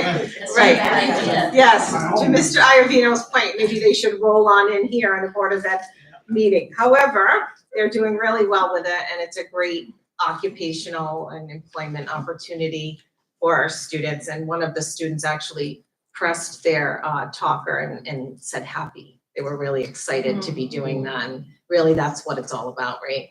And that concludes my report, and I'm happy to answer any questions you may have. Oh, you know who I'm so sorry, I always forget to shout out to Laura Dietrich, who provides a beautiful report about what's happening in the school nurse's office. And with Teacher Appreciation Week this month, it was also School Nurse Appreciation, and so shout out to our teachers and our nurses as well. But she provides a report that highlights some of the things that are happening, and as you can imagine, field trips are starting to bubble up, and so she's working hard to make sure we have coverages for that as well, among other things. Okay, yeah, I did attend the wellness event, and a lot of good swag there. It was wonderful. And the coffee cart, I'll just comment on that. That was due to the generous support of the Norwich Public School Education Foundation. Yes. So we thank them for that. Okay, and now on to Mr. Happy. Raise us up. Raise all our spirits up, Bob. Good evening, everyone. I see that Mike Fenda is here to talk to us all about new schools. So I'm going to start my report 180 degrees in the opposite direction and talk about things that are very old. You might recall 2 years ago, the district had its old records that were stored off-site brought back to the district. Round numbers, 2,300 boxes. So We've been in the process of going through those boxes as time permits, and we've come across some very old historical records. I brought some samples for 4 or 5 of the books. There's school registers that go back to 1893, 1894, for the aquatic school and the Greenville School, I think 1903, 1904. So they're very interesting to look at, and some things I noticed in there is that the penmanship is impeccable. They wrote like we only could write in our dreams. They're all notarized and very detailed, and that's how records were kept. So we don't need to keep these records. They're well past the state guidelines and they can be tossed. I don't want to be the person that makes that decision, that tosses away boxes and boxes of old records. We're building a new school at Greenville. The board might wish to keep 1 or 2 of some of these Greenville records that go back to the 1800s or 2000s, so maybe a page or 2. I don't think right now we've come across roughly 15 boxes of different types of records that are old. I don't think we need 15 boxes, and as we go through these, we're going to find more and more old records that could be of interest. I did have conversations with the city, and there is a historian, Dale Plummer. He suggested that I give him a record of what we've found, and he will reach out to the state library to see if they wish to keep any of them. But I will assure you, I am not throwing any of these away. I can pick out some of the nice ones and give them to you to look at your leisure. We've had them for 120 or 30 years, so I don't think you need to decide tonight or tomorrow what you want to do. You can think about it, and How about Otis Library? but yeah, and anybody I have ideas, maybe the Otis Library might even think of that, but I know one thing for certain, if I threw all these records away, I would become a bad person overnight, in someone's eyes. So, Yeah, you don't wanna do that. no, I don't want to do that. So, Chris, if you could, could you distribute them out to the audience? so yeah, they they're can pretty take a cool. look? And I just picked Waquanic and It's Greenville. just impressive, the penmanship, like you said, is, I don't think an auto signer could make it as good as that penmanship. I will add one more thing, we have records for schools that no longer exist. The schools I never even heard of before, so those might be of interest too. Smith Street, Elizabeth Street, No, even other schools. other schools before that. I'll gather those things to give you a list. All right. So now we'll leave the 1800s and come back to 2024. As you know, the legislative session ended on May 8th. And in our budget discussions, one item that was at risk was how much will our ECS grant go up? We had the original projection from last year's budget was just under 3.3 million. And the new budget that was proposed from Governor Lamont had our ECS grant going up by $501,000, which was just under 3.8 million. So we didn't know what was going to happen. Long story short, the state did not reopen the budget, and the increase in that budget was not because of the governor's benevolence. It was strictly formalistically driven. So the numbers that came out this week show that we are going to be at the 3.8 million round number increase. So it's an extra $501,000 than we were absolutely counting on. So that's a good bit of news. So back to the 24-25 budget, as you know, the Board of Ed approved a budget of 11.9%. City manager had recommended increase of 4.25%, so the difference was slightly under $7 million. We did have an ad hoc meeting on the 26th of April. As a result of the work that the cabinet level administrators did after the budget was approved and going to that meeting, the budget increase was trimmed to 8.6 million, and as of the end of the last meeting, the difference was $3.9 million. Since that time, the district has been working at balancing expenses between the Alliance Grant, Title I, and so on and so forth. So we've made further reductions, and we'll be discussing those Thursday evening of this week at 6:30. If we need a third ad hoc meeting, it would come after that. So that's where we stand on the 24-25 budget. Any questions related to that? And how's our budget projections looking for this current year? That's 23-24, so we'll go into that. Last meeting, I did a detailed 3-page estimate on where we expected the deficit to be. It was in the $3 to $3.5 million range. Keep in mind, there is about $1.4 million in the non-lapsing fund that could go towards that. Majority of those categories have not changed in terms of from last month to this month where they're gonna end the year, but we have had some movement in 2 or 3 other areas. Special education contracted services, the deficit is gonna grow some more in that line item. We received a large bill from Griswold High School, rather late in the year, that was not encumbered. Some of those expenses in previous years were charged to tuitions, the one-on-one support. So it's a little misleading when it's being moved over to contract services, but that's causing the deficit to rise to about $1.4 million at year end for contracted services. Then with our pre-K program, the school readiness grant is a reimbursement grant, and the Board of Ed needs to supplement that grant with some financial resources of its own. The reimbursement is based on slots filled, so we're probably going to have we'll call it a year-end deficit, for lack of a better term, or Board of Ed contribution of between $400,000 and $500,000 on that grant. The better news to offset that is the administration has been working to balance grant funding and Board of Ed expenses. So we've been transferring about $700,000 of Board of Ed expenses into title grants that are grant eligible.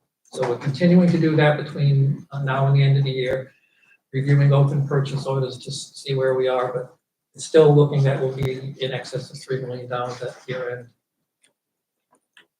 Bob, I'd just like to add to that throughout this year, when positions have been lost, we do our best not to fill them if it's not absolutely necessary. So, and even some positions that we know need to be filled, we're trying to absorb it as much as we can until we actually have to hire somebody for the next school year.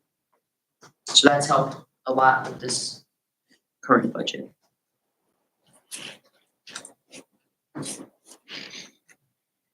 And the weather's been cooperative. Yeah, the heat's turned off. We turned it off a little prematurely at Bishop, and we had some complaints. That's what they made sweaters for, right? They didn't like it when I said that. That's right. Okay. Let's see, where are we? New business, discussion, okay, so we have guest Mike Fazienza, who wants to come up and give a little talk on the Uncas and Moriarty action items. Good evening, everyone. My name, for those of you that don't know me, is Michael Fazienza. I'm a project manager with Construction Solutions Group.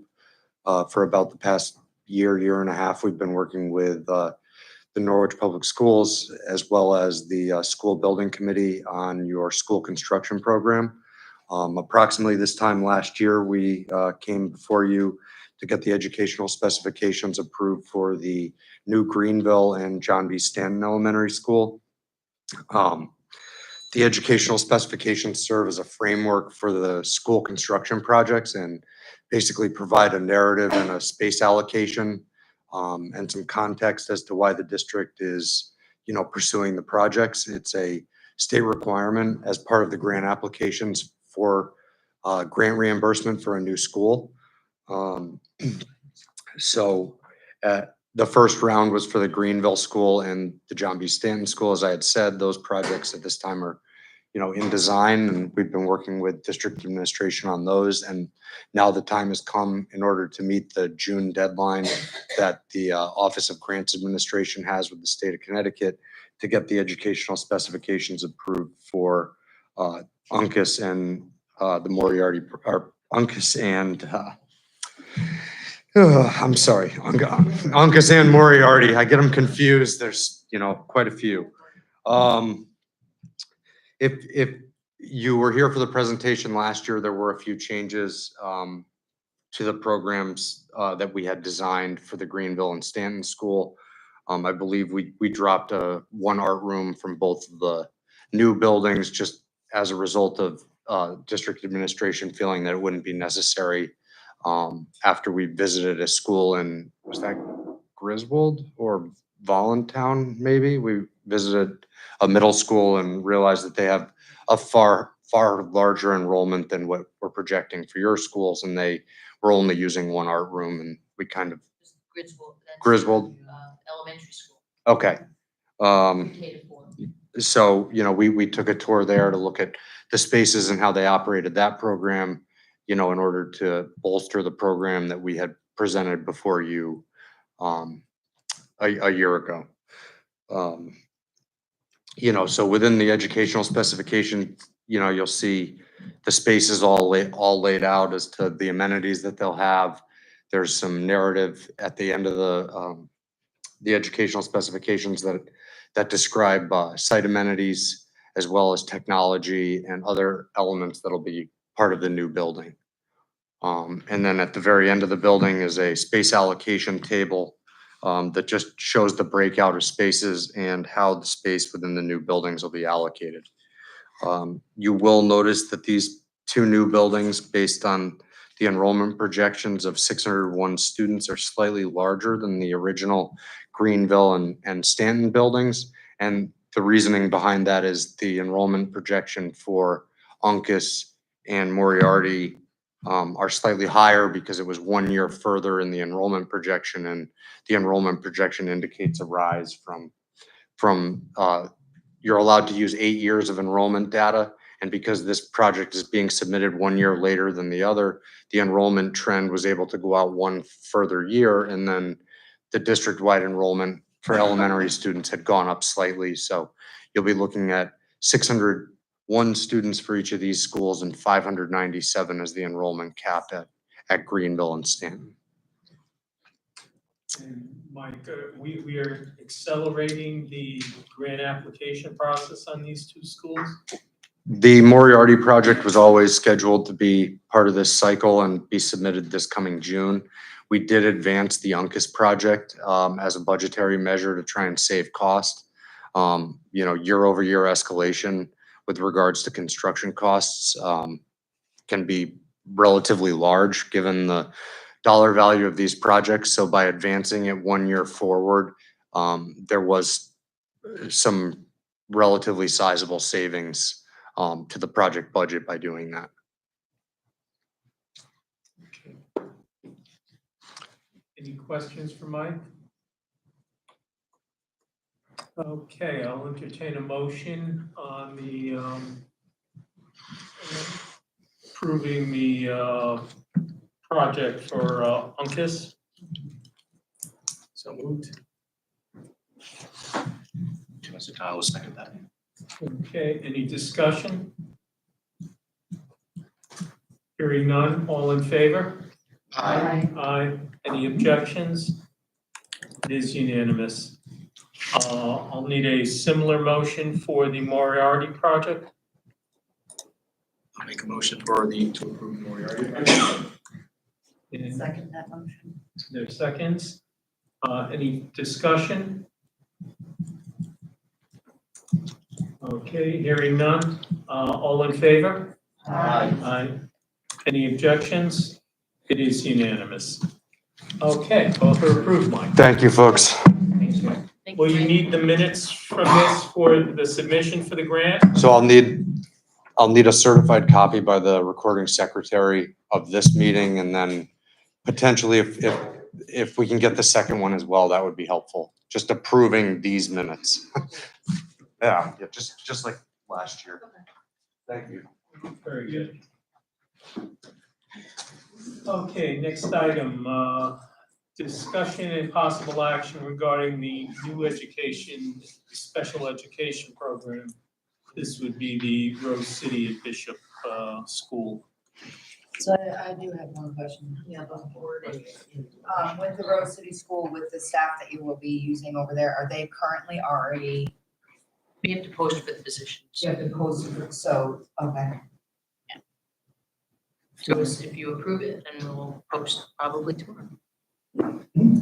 Will it be in internal and external, so anybody can apply to it? Okay, and could I have a motion to approve the new program? Make a motion for the board to approve a new special education program to be housed at 526 East Main Street and to authorize the acting superintendent, Susan Lassard, to relocate personnel to best suit the needs of this program. I'll second that. Okay, I'm not looking, so. Well, both Chris's, all right. One of the Chris's, whichever you want to choose. Okay, any further discussion on this? Yes, Kevin. I just wanna, just to reiterate what was previously discussed under the acting superintendent's report, what was discussed on this side of the board, that this is gonna be a really, really great program, for Norwich, Connecticut. And again, just to have our outplay students back in district will definitely help out a lot, not just during budget season, but also for parents who are sending their children outside our city boundaries. And of course, I do love the thought to have Norwich Public School be one of the central part for this program for surrounding towns and cities. So this is something for all of us, the Board of Education and the community to look forward to seeing and experiencing. And I would also like to comment too, just the fact that it would be much better for the students not having to travel, from 45 minutes to an hour each direction to go to an educational opportunity where they would be, housed here in Norwich, plus they would have the academic opportunity to be intertwined with their behavioral programs, which they're now being denied in the new program, in the existing programs out of district. So this will definitely help them both time-wise, transportation-wise, and to integrate them back into our schools. Okay. Yeah, we did get a motion in a second. Any further discussion? Hearing none, all in favor? Aye. Any objections? It is unanimous. Okay, next action item 8.4. This is, Susan, you want to give a brief talk on that, on the new NPS Leader in Education Evaluation and Support Plan? Sure. Jamie's also involved in this. Jamie, you can talk whenever you would like and try to get onto it right now. Yeah, you want me to chime in here? So Yes, go ahead. So the Professional Development and Evaluation Committee, which is a committee that we're required to have, that's comprised of various members of the staff, come together and talk about changes that we need to make to our evaluation plan. And the state has put forth marching orders to create a different plan. They had given us kind of their scheme of what we should include. For the most part, we decided to adopt that through the membership, really taking a deep dive and looking at the different components.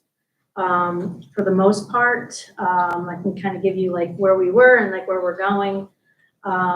There are two different plans. There's one for teacher evaluation, there's one for leadership evaluation. All of us have to have an orientation before we are able to implement this evaluation plan. for the teacher evaluation, one of the differences that there's 2 cohorts, and the cohort with our newer teachers, they have to have more evaluations than veteran teachers. So veteran teachers have to have, 2 observations. What else here? Let's see.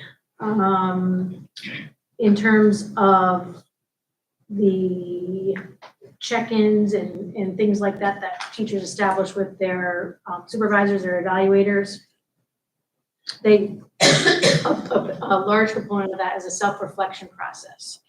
And in my opinion, and also it was definitely agreed upon by the committee, we believe that self-evaluation practice is a really important part of growing as a professional.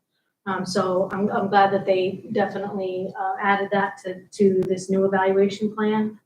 And then there's some other deadlines and growth criteria that has been changed somewhat. The professional learning and support plans that are currently in place for the evaluation process that we're operating under now has 3 tiers. With the new approach, there are also 3 tiers, but then there's the addition of a corrective support plan, which is separate from the other tiers. We will continue to use a rubric, but using Common Core standards to do that. And then there's the leadership evaluation rubric that's also going to be used for the leadership component. So again, we have to have your approval in order to move the wheel forward, and we're gonna see how it goes for this first year. And we always know that we can revise through the committee membership and action. And so we bring it forward to you today to approve our evaluation. Just want to add to that too, that this was done in collaboration with our teachers and our administrators. That we had many meetings leading up to this final proposal. So they were very much involved in with support and giving a lot of guidance on this. It's a all-star committee. Could you speak at all about goal setting and how that might be different for folks who might not be classroom teachers? So one of the elements of this plan is that our support staff and people that aren't necessarily classroom teachers in the traditional sense, there's a lot of guidance around that and how they could set goals that could last longer than a year. They could establish department goals. They could collaborate depending on what the initiatives are. So there allows more leeway and flexibility in that regard. One of the chief, I want to say complaints, but from our student services staff, trying to evaluate a social worker on what they do on a day-to-day basis and aligning it to a classroom teacher rubric was really hard. And so, I know that one of my strategies was to look at, we used Kim Marshall, which is a guru with self-teacher evaluation, who came here to present to us. He had, along with, I think it was Westwood Public Schools in Massachusetts, created rubrics specifically for social workers, school psychologists, speech pathologists, and we kind of leaned on that a little bit to help guide us in our old evaluation process. This allows us to have more flexibility and more authenticity with evaluating our student support staff. So we're looking forward to that. I know that they were looking forward to it as well. So the acronym on this is the PDEC plan, is that correct? Well, it's our teacher, let's see the official name. PDEC is the committee, Professional Development Evaluation Committee. They're the governing body of like how, coming together and determining what evaluation system we want to adopt. And so, of course, the state plan is weighed upon heavily. But as time goes on, there may be some tweaks or changes that, of course, also have to be approved by the State Department. So This is the Leader and Educator Evaluation and Support Plan. Yeah. Okay, and this is, the plan that we're adopting is adopted for Norwich specifically. Mm-hmm. So it's not a model plan, it's It's with the work of the PDEC committee. Yeah, we within use the- the state it's- model plan and made it our own. Okay. So with the tweaks, it's specifically for Norwich. Yeah, I worked on it in my district and we had to Okay. tweak it a little for ours. The state kind of gives you kind of a blank, some things that have to be, and the switch is more how you were rated before, and now it's more summative. That's one of the big shifts. That came from the state, how they want to rate teachers and more goal setting and a long-term plan for you, not just rate this year, like over 2 years, 3 years, to grow teachers. All right, and could I have a motion to adopt this new plan, please? I'll make a motion for the board to approve the proposed 24-25 Norwich Public Schools Leader in Education Evaluation and Support Plan and to permit the acting superintendent, Susan Lazar, to submit the approved plan to CSDE on their behalf. And could I have a second? Second. Okay, any further discussion? I just have a quick question, on the list of members and PDEC members, I didn't see HR reflected, I don't know if that's part of process stuff, if that's, a stakeholder that's usually involved. We haven't, something we can certainly look at, but we haven't had HR committee. I just wanted to ask, I just didn't see it. Further discussion? Okay, we'll put it to a vote. All in favor? Aye. Aye. Any objections? It is unanimous. Unfinished business, 9.1. Oh, I'm sorry, wait. 8.5. 8.5, okay, there we go.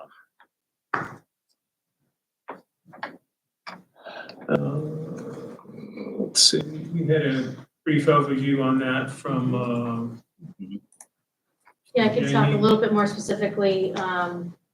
It's an annual grant that needs to, board approval to move forward at the state level, but it is a program enhancement project grant. It's about $190,000 to help support the Norwich Adult Ed. There are various priority areas that are that need to be upheld. One of them is to enhance family literacy services, help support special populations. There's the external diploma program that this grant supports, training, transition to post-secondary education, and workforce readiness. And so with that $190,000 in this grant, there's also an amount of matching funds that are indicated in the grant. And so that's what they're looking for your approval to move this forward at the state level. Who wrote the application? Dr. Glover, with the adult ed. He does have an open. Yeah. and is are English language classes included in that or not? Yes, family literacy services are supported like through the ESL component of the priority. So this is not the only thing that funds Norwich Adult Ed, but it's to enhance the programs that are there. So. Okay, and it's distributed well within the Norwich Adult Ed, so it serves a regional population also. Okay. Okay, could we have a motion to approve this program, this grant? A motion for the board to approve the federal program enhancement program grants, otherwise known as PEP, for the Norwich Regional Adult Education Program. And could I have a second? I'll second. Okay. Any further discussion? Hearing none, all approve? Aye. Any objections? It is unanimous. Now we go on to unfinished business.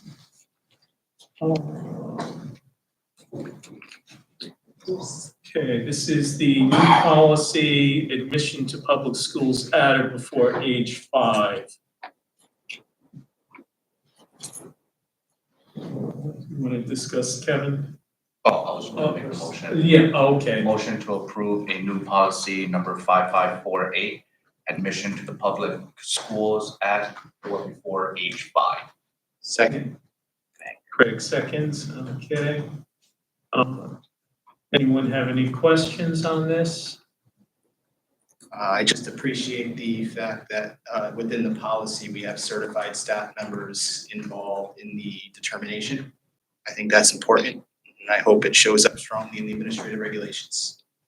So, Greg, when you say that, you mean in determining, any, because I'm not clear on this policy, I didn't read it over again. Because I heard there were going to be exceptions, right? Well, that's what this You're covers. referring to, So that's you'll what have I the thought. teachers or staff could be. But how are they gonna know the child though I mean, will they be kids that have already been in our pre-K? Is that what it is? Sometimes, you could talk about it better than me, but Yeah. sometimes it'd also be a screener. There's a process. Yeah, So sometimes parents just know their are gonna be children are well a little bit. informed, obviously, that they can apply for these exceptions. And somehow we're gonna publicize that. And their child the children will be screened. We have already, it's been publicized on. How is that done? I'm just curious. On our main Parents website, Square. Parents Square, there's Parents also on our Square, main but- website, And where else? it's on the website. I just wondering, the It's a parents pop- who are totally new, how they would. Yeah, Well, if Well, I they know call that- school, I mean, if they call home office or They call the registration office, the registration Right, office is and aware of Of it. course, can inform them. yeah, You well, know, you're gonna have people not, of course. that yeah, just- under state law, I believe it's, the child has to be 5 by the time they come into school Yeah. by September 1st. Yeah, Otherwise, there are exceptions, but the exception has a limit. I believe it's the end of December. Like the old rules were. right. Right. So, I've got good feedback from some community members and people about the communication regarding the process. Yeah, I have to say that I'm worried about, this is always, when Well, if you And remember, parents Christine, we will- we did do a slideshow and we showed where it was, we put on our NPS website. And the new Parent Square app is amazing, like, they had an app before that, wasn't their class dojo that, we were using at Moriarty and it wasn't working very well. I have to say that I find a lot of stuff out now from my Parent Square, because it just sends me a notification right there, so even if I don't have a chance to go look in the app, I'm getting the little reminder, art show. Oh, very good. Yes, Reminder. so We should all have- your, get it, I all your field trips, all the permission slips are being sent on there. It's really, I have to say that, like, as a parent who, I wasn't too fond of the communication Yeah, before, that's great. the Parent Square app is amazing, like, it really has, Very good. Christine, you should be spread the word. That's what I was just And saying. actually, we all got, you should check your email, because we all got an invite to it, all the board members for I'm Parent wondering Square. if it went, because I have my emails merged. I know too, and I get them all the time. Oh, and you And I'd have say it's been an amazing. example right here. I started 60 years ago at age 4 in kindergarten. That's where they went wrong. That's it. I was They still didn't get it wrong, right? Put everything on it. Yeah. No, it's We a love tough, you, it's a tough. Okay.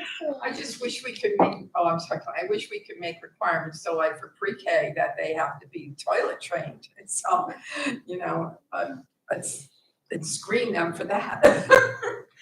So we don't have that additional duty from our teachers. No pun intended. Yeah, 3-year-old. Okay, any further discussion, comments? Say duty. Hearing none, all in favor? Aye. Any objections? It is unanimous. Okay, the next action item, 9.2, I believe we're taking these as a group. These are all technical changes in language. Few words here or there, legal changes. Go ahead, Kevin. I will motion to approve the technical, non-substantive, and definition revisions deemed necessary to existing policies number 5141.02, 6165, 6161, and 2400. The administration should incorporate the technical changes into the current policy where appropriate, leaving unaffected language unchanged. Could I have a second? I'll second that. Okay, any discussion? Kevin? Yeah, while reviewing the policies, there are just slight edits that need to be made for policies number 6165. Just go here to 6165, and we go down to the very last page. That's that entire paragraph that's highlighted in green. We need to delete where it says the district shall ensure that students who are English learners. It's just a grammatical error there because we got multilingual learners. So I'm assuming the word is supposed to be English / multilingual learners to receive appropriate. So an edit, a grammatical error edit for that. And then for policies number 6161. Last sentence, where it says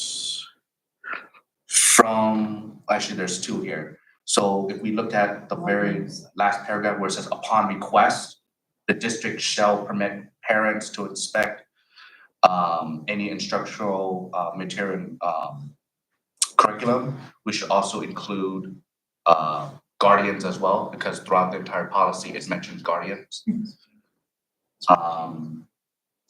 And then the very last sentence within that paragraph where it says parent, there's a word of, should be changed to or.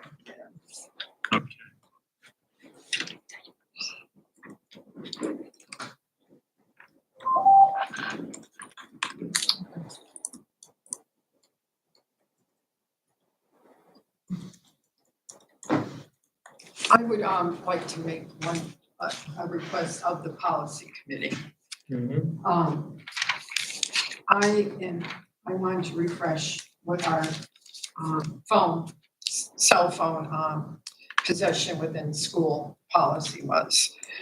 And I'm not familiar with it, to tell you the truth. I don't remember it. But what is our cell phone policy within the schools? With students. Yeah, so students. So if you look at 5122, use of private technology devices by students.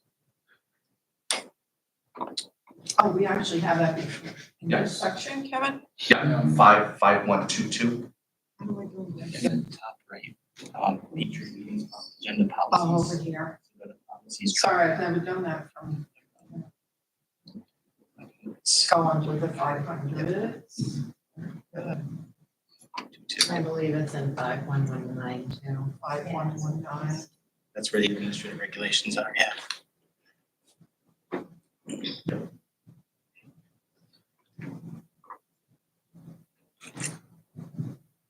Yeah, so this will provide you information on the cell phone policies within our school district for students specifically. So 5119 and 5122. Yeah, so if you have proposed changes to that, I would bring it up to the policy committee. Yeah, that's what I figured. I'll read them over and bring it up next meeting. Thank you. Thank you.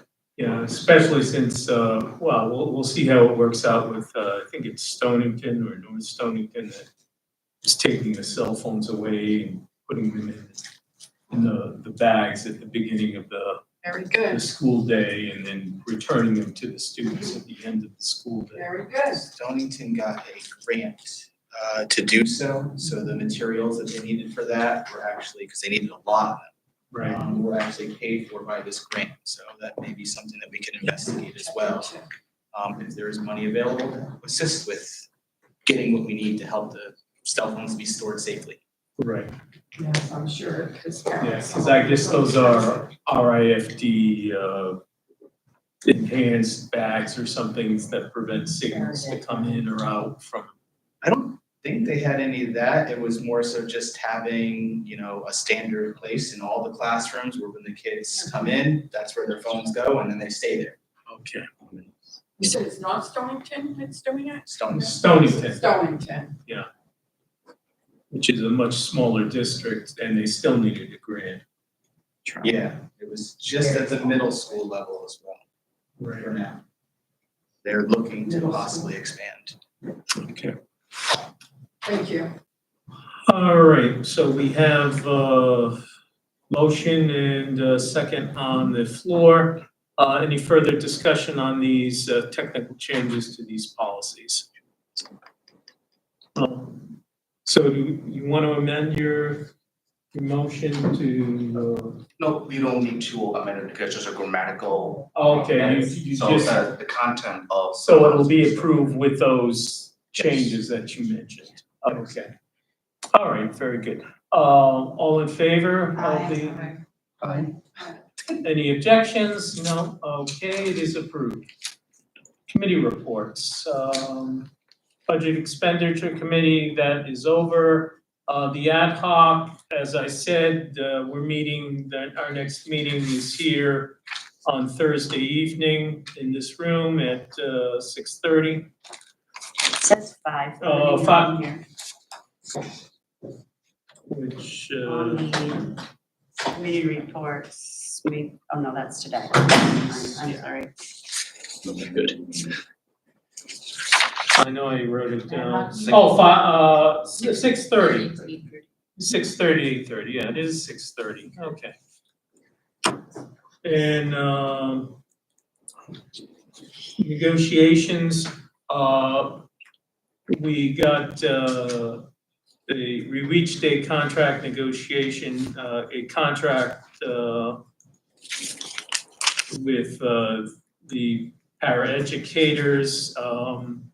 Our attorney was putting it into final form and sending it to the union. They still have to approve. So I would imagine by next meeting, we will have an approved contract from them to consider, which we'll discuss in executive session and then vote in public session. Policy committee, any report on that? No report for the policy committees. Okay. School building committee, their last meeting was the same night we had our school board meeting, so I don't know what happened there. Well, we did we had a rate for the commissioning officer, so, but I don't know the results of that. I don't know the results So that's either. this week too, so. Okay. Board reports, IDCS. Yeah, just a few things, but they're kind of big, or I guess. The first is that the current director, Dr. Ellen Rattel, is retiring from that position at the end of this school year. She's going to be staying with the school part-time to help with business as a business manager. The last that I knew of her, the replacement was very soon to come. I believe it's supposed to be announced at tomorrow's meeting. So I don't know who that is yet, but that's on the agenda for tomorrow's meeting. The June board meeting was moved due to Juneteenth Day. It's now going to be June 24th instead of June 19th. June 17th is the last day of school, just as an important date. IDCS recently purchased some land and has now more recently approved at the board level its use. And I believe tomorrow night they are approving spending some money to prepare the area and turn it into like active space, like to make a field and a small track and make it usable, because right now it's not usable. Is that near the school itself? It's right next to the school, yeah, it's a parcel of Where is land. it, Greg? So if you go, you have the school and the river. Yeah. The playground is to the right of the school if you're facing the river, just to the right of that. It's hilly and tree and muddy and needs to be cleaned up. Next to where that road goes. Yes, next to where that road goes, but there is a nice flat area and they're gonna be doing some work on the land to make it usable. They did test the soil and all that. Oh yeah, it's been a long project, I'm sure this it was. this whole thing, and Is that still nowhere near to the go. old VFW there, or? Other direction, Other direction? Yeah. Okay. away from the condos. Heading towards like downtown. But it's right next door to where the school property is. Yeah. And lastly, last week was research night, which is now research nights. It's over 2 nights. And again, the students just did an amazing job. It's amazing. Yeah. You want me to do learn stuff right now? Yeah, might as well. All right. So a few things at Learn.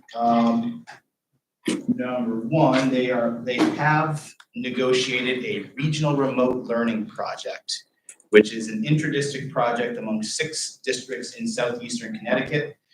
The idea is to offer classes at the high school level that otherwise would not be available, so unique elective type stuff. Teachers from any of the participating districts, except for Old Lyme right now, they haven't fully signed on, would be able to submit a proposal to the committee at Learn, and they're only starting with 4 classes as a pilot project for this first semester in the fall, but they want to expand well beyond that.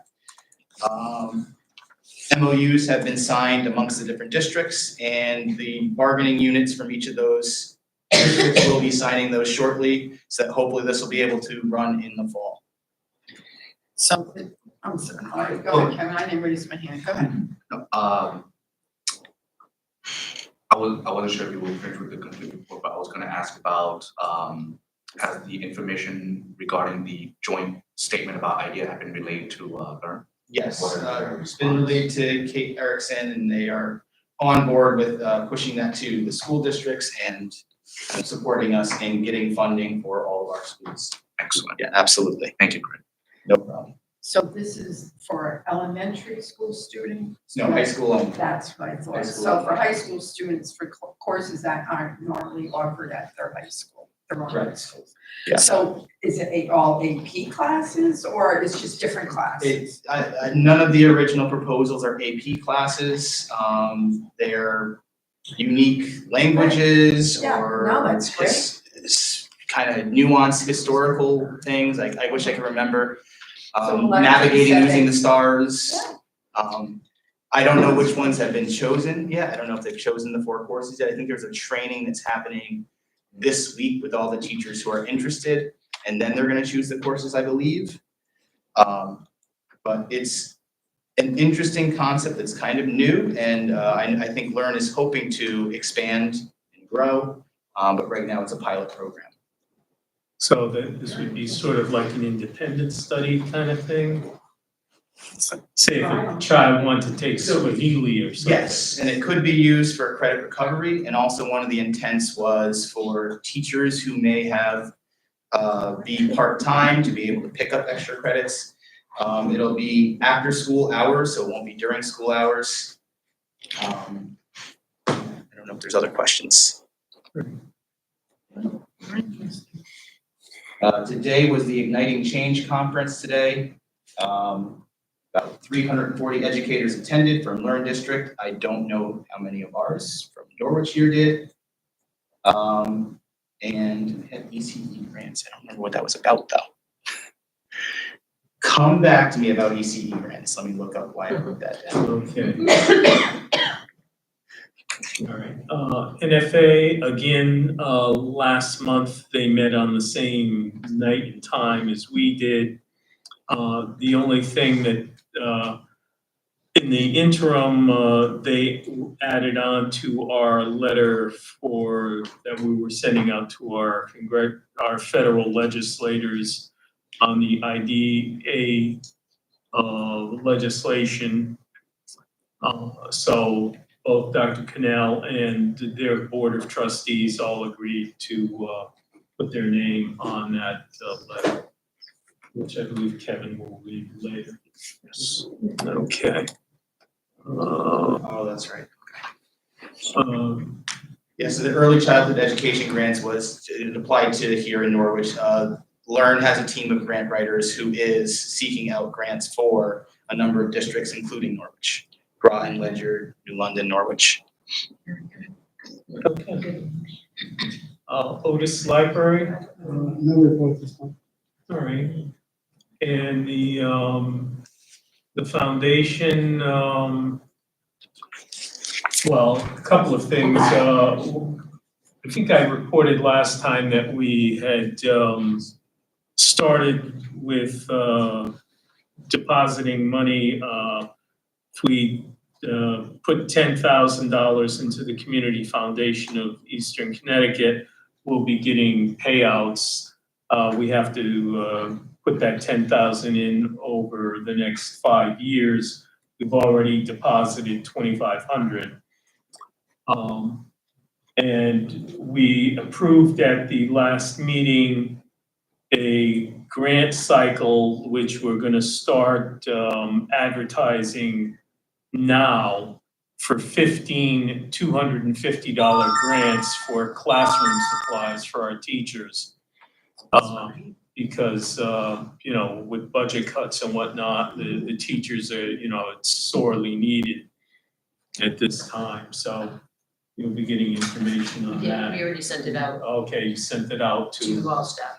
to all staff, so I received an email from Mark Cook. good. Excellent.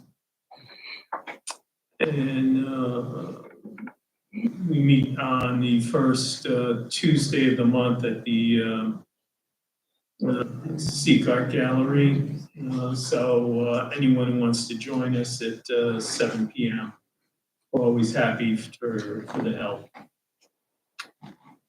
Let's see, we have additional reports which are appended to the notes here. And I believe Kevin has something he wants to Yes. talk. So members of the Norwich Board of Education has already received the joint statement regarding urging our federal delegation who represents Connecticut and Washington DC to support the full funding of IDEA, the Individual Disability Education Act. So every member received this along with member of the Board of Trustees from NFA.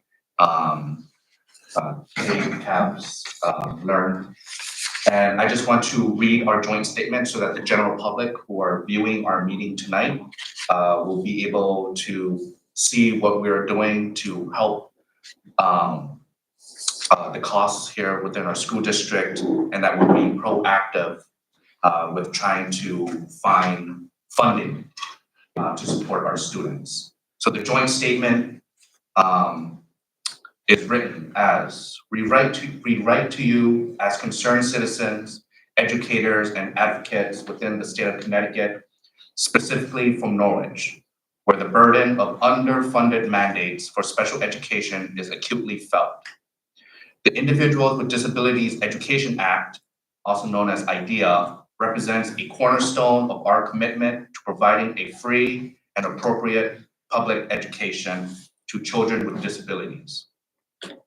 This legislation is not only a promise to our children, but a testament to our values as a society that does not sideline those who require additional support to thrive. When Congress passed IDEA, it did so with the commitment to fund 40% of the average per pupil expenditure for special education. This commitment was not arbitrary. It was a recognition of the significant additional costs associated with ensuring that children with disabilities receive the education that they deserve. Unfortunately, the commitment has not been fulfilled, with funding consistently falling below 13%, leaving states, municipalities, and school districts to grapple with the shortfall. The implications of this underfunding are not abstract. They are starkly evident in our communities. In Norwich, Connecticut, we are facing a budget proposal exceeding $100 million for the first time, driven in large part by the soaring costs of special education. This situation is untenable and reflects a broader trend across our state, where cities and towns are financially strained, trying to fulfill a federal mandate without adequate federal support. The moral and legal obligation to fully fund IDEA is clear. The federal government's failure to meet its promised funding level is not merely a broken promise, it is a dereliction of duty that places an unfair burden on local taxpayers, strains school budgets, and most critically, shortchanges our children with disabilities. The gap between the promised funding and the actual allocation means fewer resources, larger class sizes, and potentially a lesser quality of education for all of our students, not just those with special needs. The idea Full Funding Act was introduced in 2023 represents a beacon of hope. It is a chance to rectify years of underfunding and to finally align federal funding with the real cost of providing the free and appropriate public education. Children with disabilities. This legislation will not only relieve the financial burden on states and municipalities, but will significantly enhance the quality of education that we can provide to all children. It is an opportunity to live up to the promise made nearly half a century ago to ensure that every child, regardless of their needs, has access to the education they deserve. As representatives of Connecticut and the federal government, you have the power to influence and advocate for the full funding of IDEA. Your support for IDEA Full Funding Act would signal a strong commitment to our children of Connecticut and the nation. It would demonstrate leadership in addressing a long-standing injustice and in taking a stand for the educational rights of every child. We urge you to champion this cause and make the full funding of IDEA not just an aspiration, but a reality. The future of our children, the integrity of our educational system, and the moral fabric of our society depend on it. And we also have the full support of our city council member, the city manager, the comptroller, and then everyone else that I listed. And I encourage members of the public beyond our elected officials and our state delegation to please reach out to our federal delegation, Chris Murphy, Joe Courtney, Johanna Hayes, Jim Hines and John Larson, Richard Blumenthal, to support this. It's only been introduced in Congress, but it has not gone anywhere as we speak. But with keeping up with this momentum, making phone calls, sending emails, write letters, if they come to Norwich, in addition, if you take pictures or just do a friendly greeting, encourage them and urge them to support fully funding IDEA and keep the momentum going. Thank you. Thank you. And I have, before the meeting started, Officer McKinney dropped off a whole stack of letters of support for the SROs, which I'm going to scan and send to all the board members and city council members in time for our ad hoc meeting on Thursday. And that's here. That's here in this room, yes. So,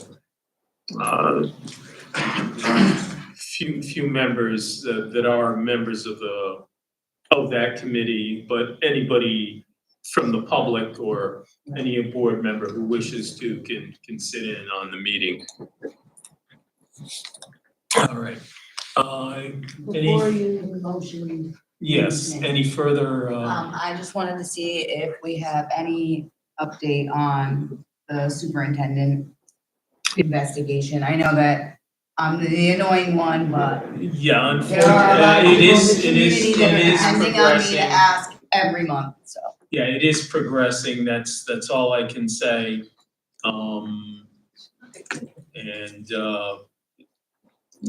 Being that it's still active, I can't really comment beyond that. But it is progressing. They haven't given us any sense of when, any sense of when it'll come to a conclusion. It's getting closer towards the end and towards the beginning, so I am hopeful. Every time I set a date or whatnot, I get kicked in the knees. So I'm not even gonna venture a date. Is there any way that we can pressure them to give us a date? Like, I Well, just the- want The problem is, School year's about to end. yeah, the problem is that it's not only our investigation, but the fact that we sort of have to, anything that we do might end up in potential court litigation, so we have to be very careful how we proceed. So the process is intertwined with anything. So it's like running two investigations at once and all intertwined. And if I recall, it's just one individual doing the investigation, or is there? One individual, I mean, he has paralegals and whatnot helping, but as far as I know, all the interview portion of it is done. And he's getting to the point now where I believe he's separating out information from the superintendent side and the assistant superintendent side, so. So it's in the processing phase right now. So it could be 2 weeks, it could be a couple months, I don't know at this point. It's just that the community. I know the community is, but, whatever, Just 'cause they feel like they have and it, unfortunately, it is a slight drain on our resources, we really could use the money. But if we take any missteps, the money we're paying out now would be peanuts compared to a wrongful termination. No, What are and the I answers, understand, Mark? I understand that, it's just that I think that, I don't know, like, maybe you could, as a chairman, just every month, make the announcement, right now, things are the same or something, cause it would be helpful for the community to just have an update from you, whether it's an actual update or if it's the same information. It might come It up may- during your interview with. Well, I'm Like, sure it will, but I'm gonna have to, Or you can just make a short statement. I'm gonna have to make a short Yeah. statement that, the investigation is Cause I ongoing know and people are and concerned I that. can't really comment. That it's not going fast enough because they're afraid that they think that we're trying to be secretive and just let her extension, you know what I mean? Right, yeah, I mean, I've been a resident So of we this just need town to- I just wanna make sure that we're. for my keeping entire the life, line and of I've never communication. heard of such a process happening in Norwich, so it's something we're completely unfamiliar with. That's why every step we have to be extremely careful. No, I just wanted to help the community understand, and I think if it comes from you at a meeting saying there is a change or there isn't a change, it might just help. Sure. Or even ask them, can you give us a time frame as to when you think it will conclude? What do you foresee? Right. Because I mean, I think it's so important as a taxpayer myself. absolutely. It is, but if we rush them, Well, put we it the can't, wrong yeah, we've way. explained that before. We don't want things rushed, but we also don't want this company We don't wanna to dilly take dally advantage along. of us because of our naivete and, and stretch it out longer than it's necessary. No, it's not that, it's Year just and move I on. know it's at least 100 interviews or more, so, Yeah, I mean, that amount of information is. but it's also been in the process for quite a while. I'm just wondering how many hours, like, when we're billed, does he say specifically how many hours have Well, the been last dedicated bill to it? was very minimal. Yeah, I remember you citing it, but I can't remember what it was. But, Bob, do you remember what the last bill was, the legal bill? From the period March 28th to April 30th. Yeah, It was for 2 billable hours for a total of $570. 2 billable But hours. that's what we're, That's what I'm saying. that's what the confusion and the Right. annoyance of, 2 billable hours. so for from two when to hours for when? a month? March. No wonder why you're not, it's taking From 8 March months. 28th No to wonder April why it's So taking for 8 1 months. month. right, 2 but billable that hours. is, No, that's a lack of, 2 billable hours. this is a pressing matter. Well, 2 billable hours, but that I believe was multiple phone calls. So it's, Oh, no, still not, you're not gonna, I'm sorry. 8 months, people have been waiting 8 months and 2 billable hours in a month? No wonder why it's not done. Mark, really. I mean, This is, and if you can't see the logic in 2 billable hours in a month with something that's been so serious and taking 8 months, that's a smack in the face. I agree, totally. That's horrendous. okay, anything further? I'll entertain a motion to adjourn. I'll second that motion. I'll make a motion. Okay. I'll first motion it. Gotcha. Okay, all in favor? Aye. Aye. Any objections? None? We are adjourned.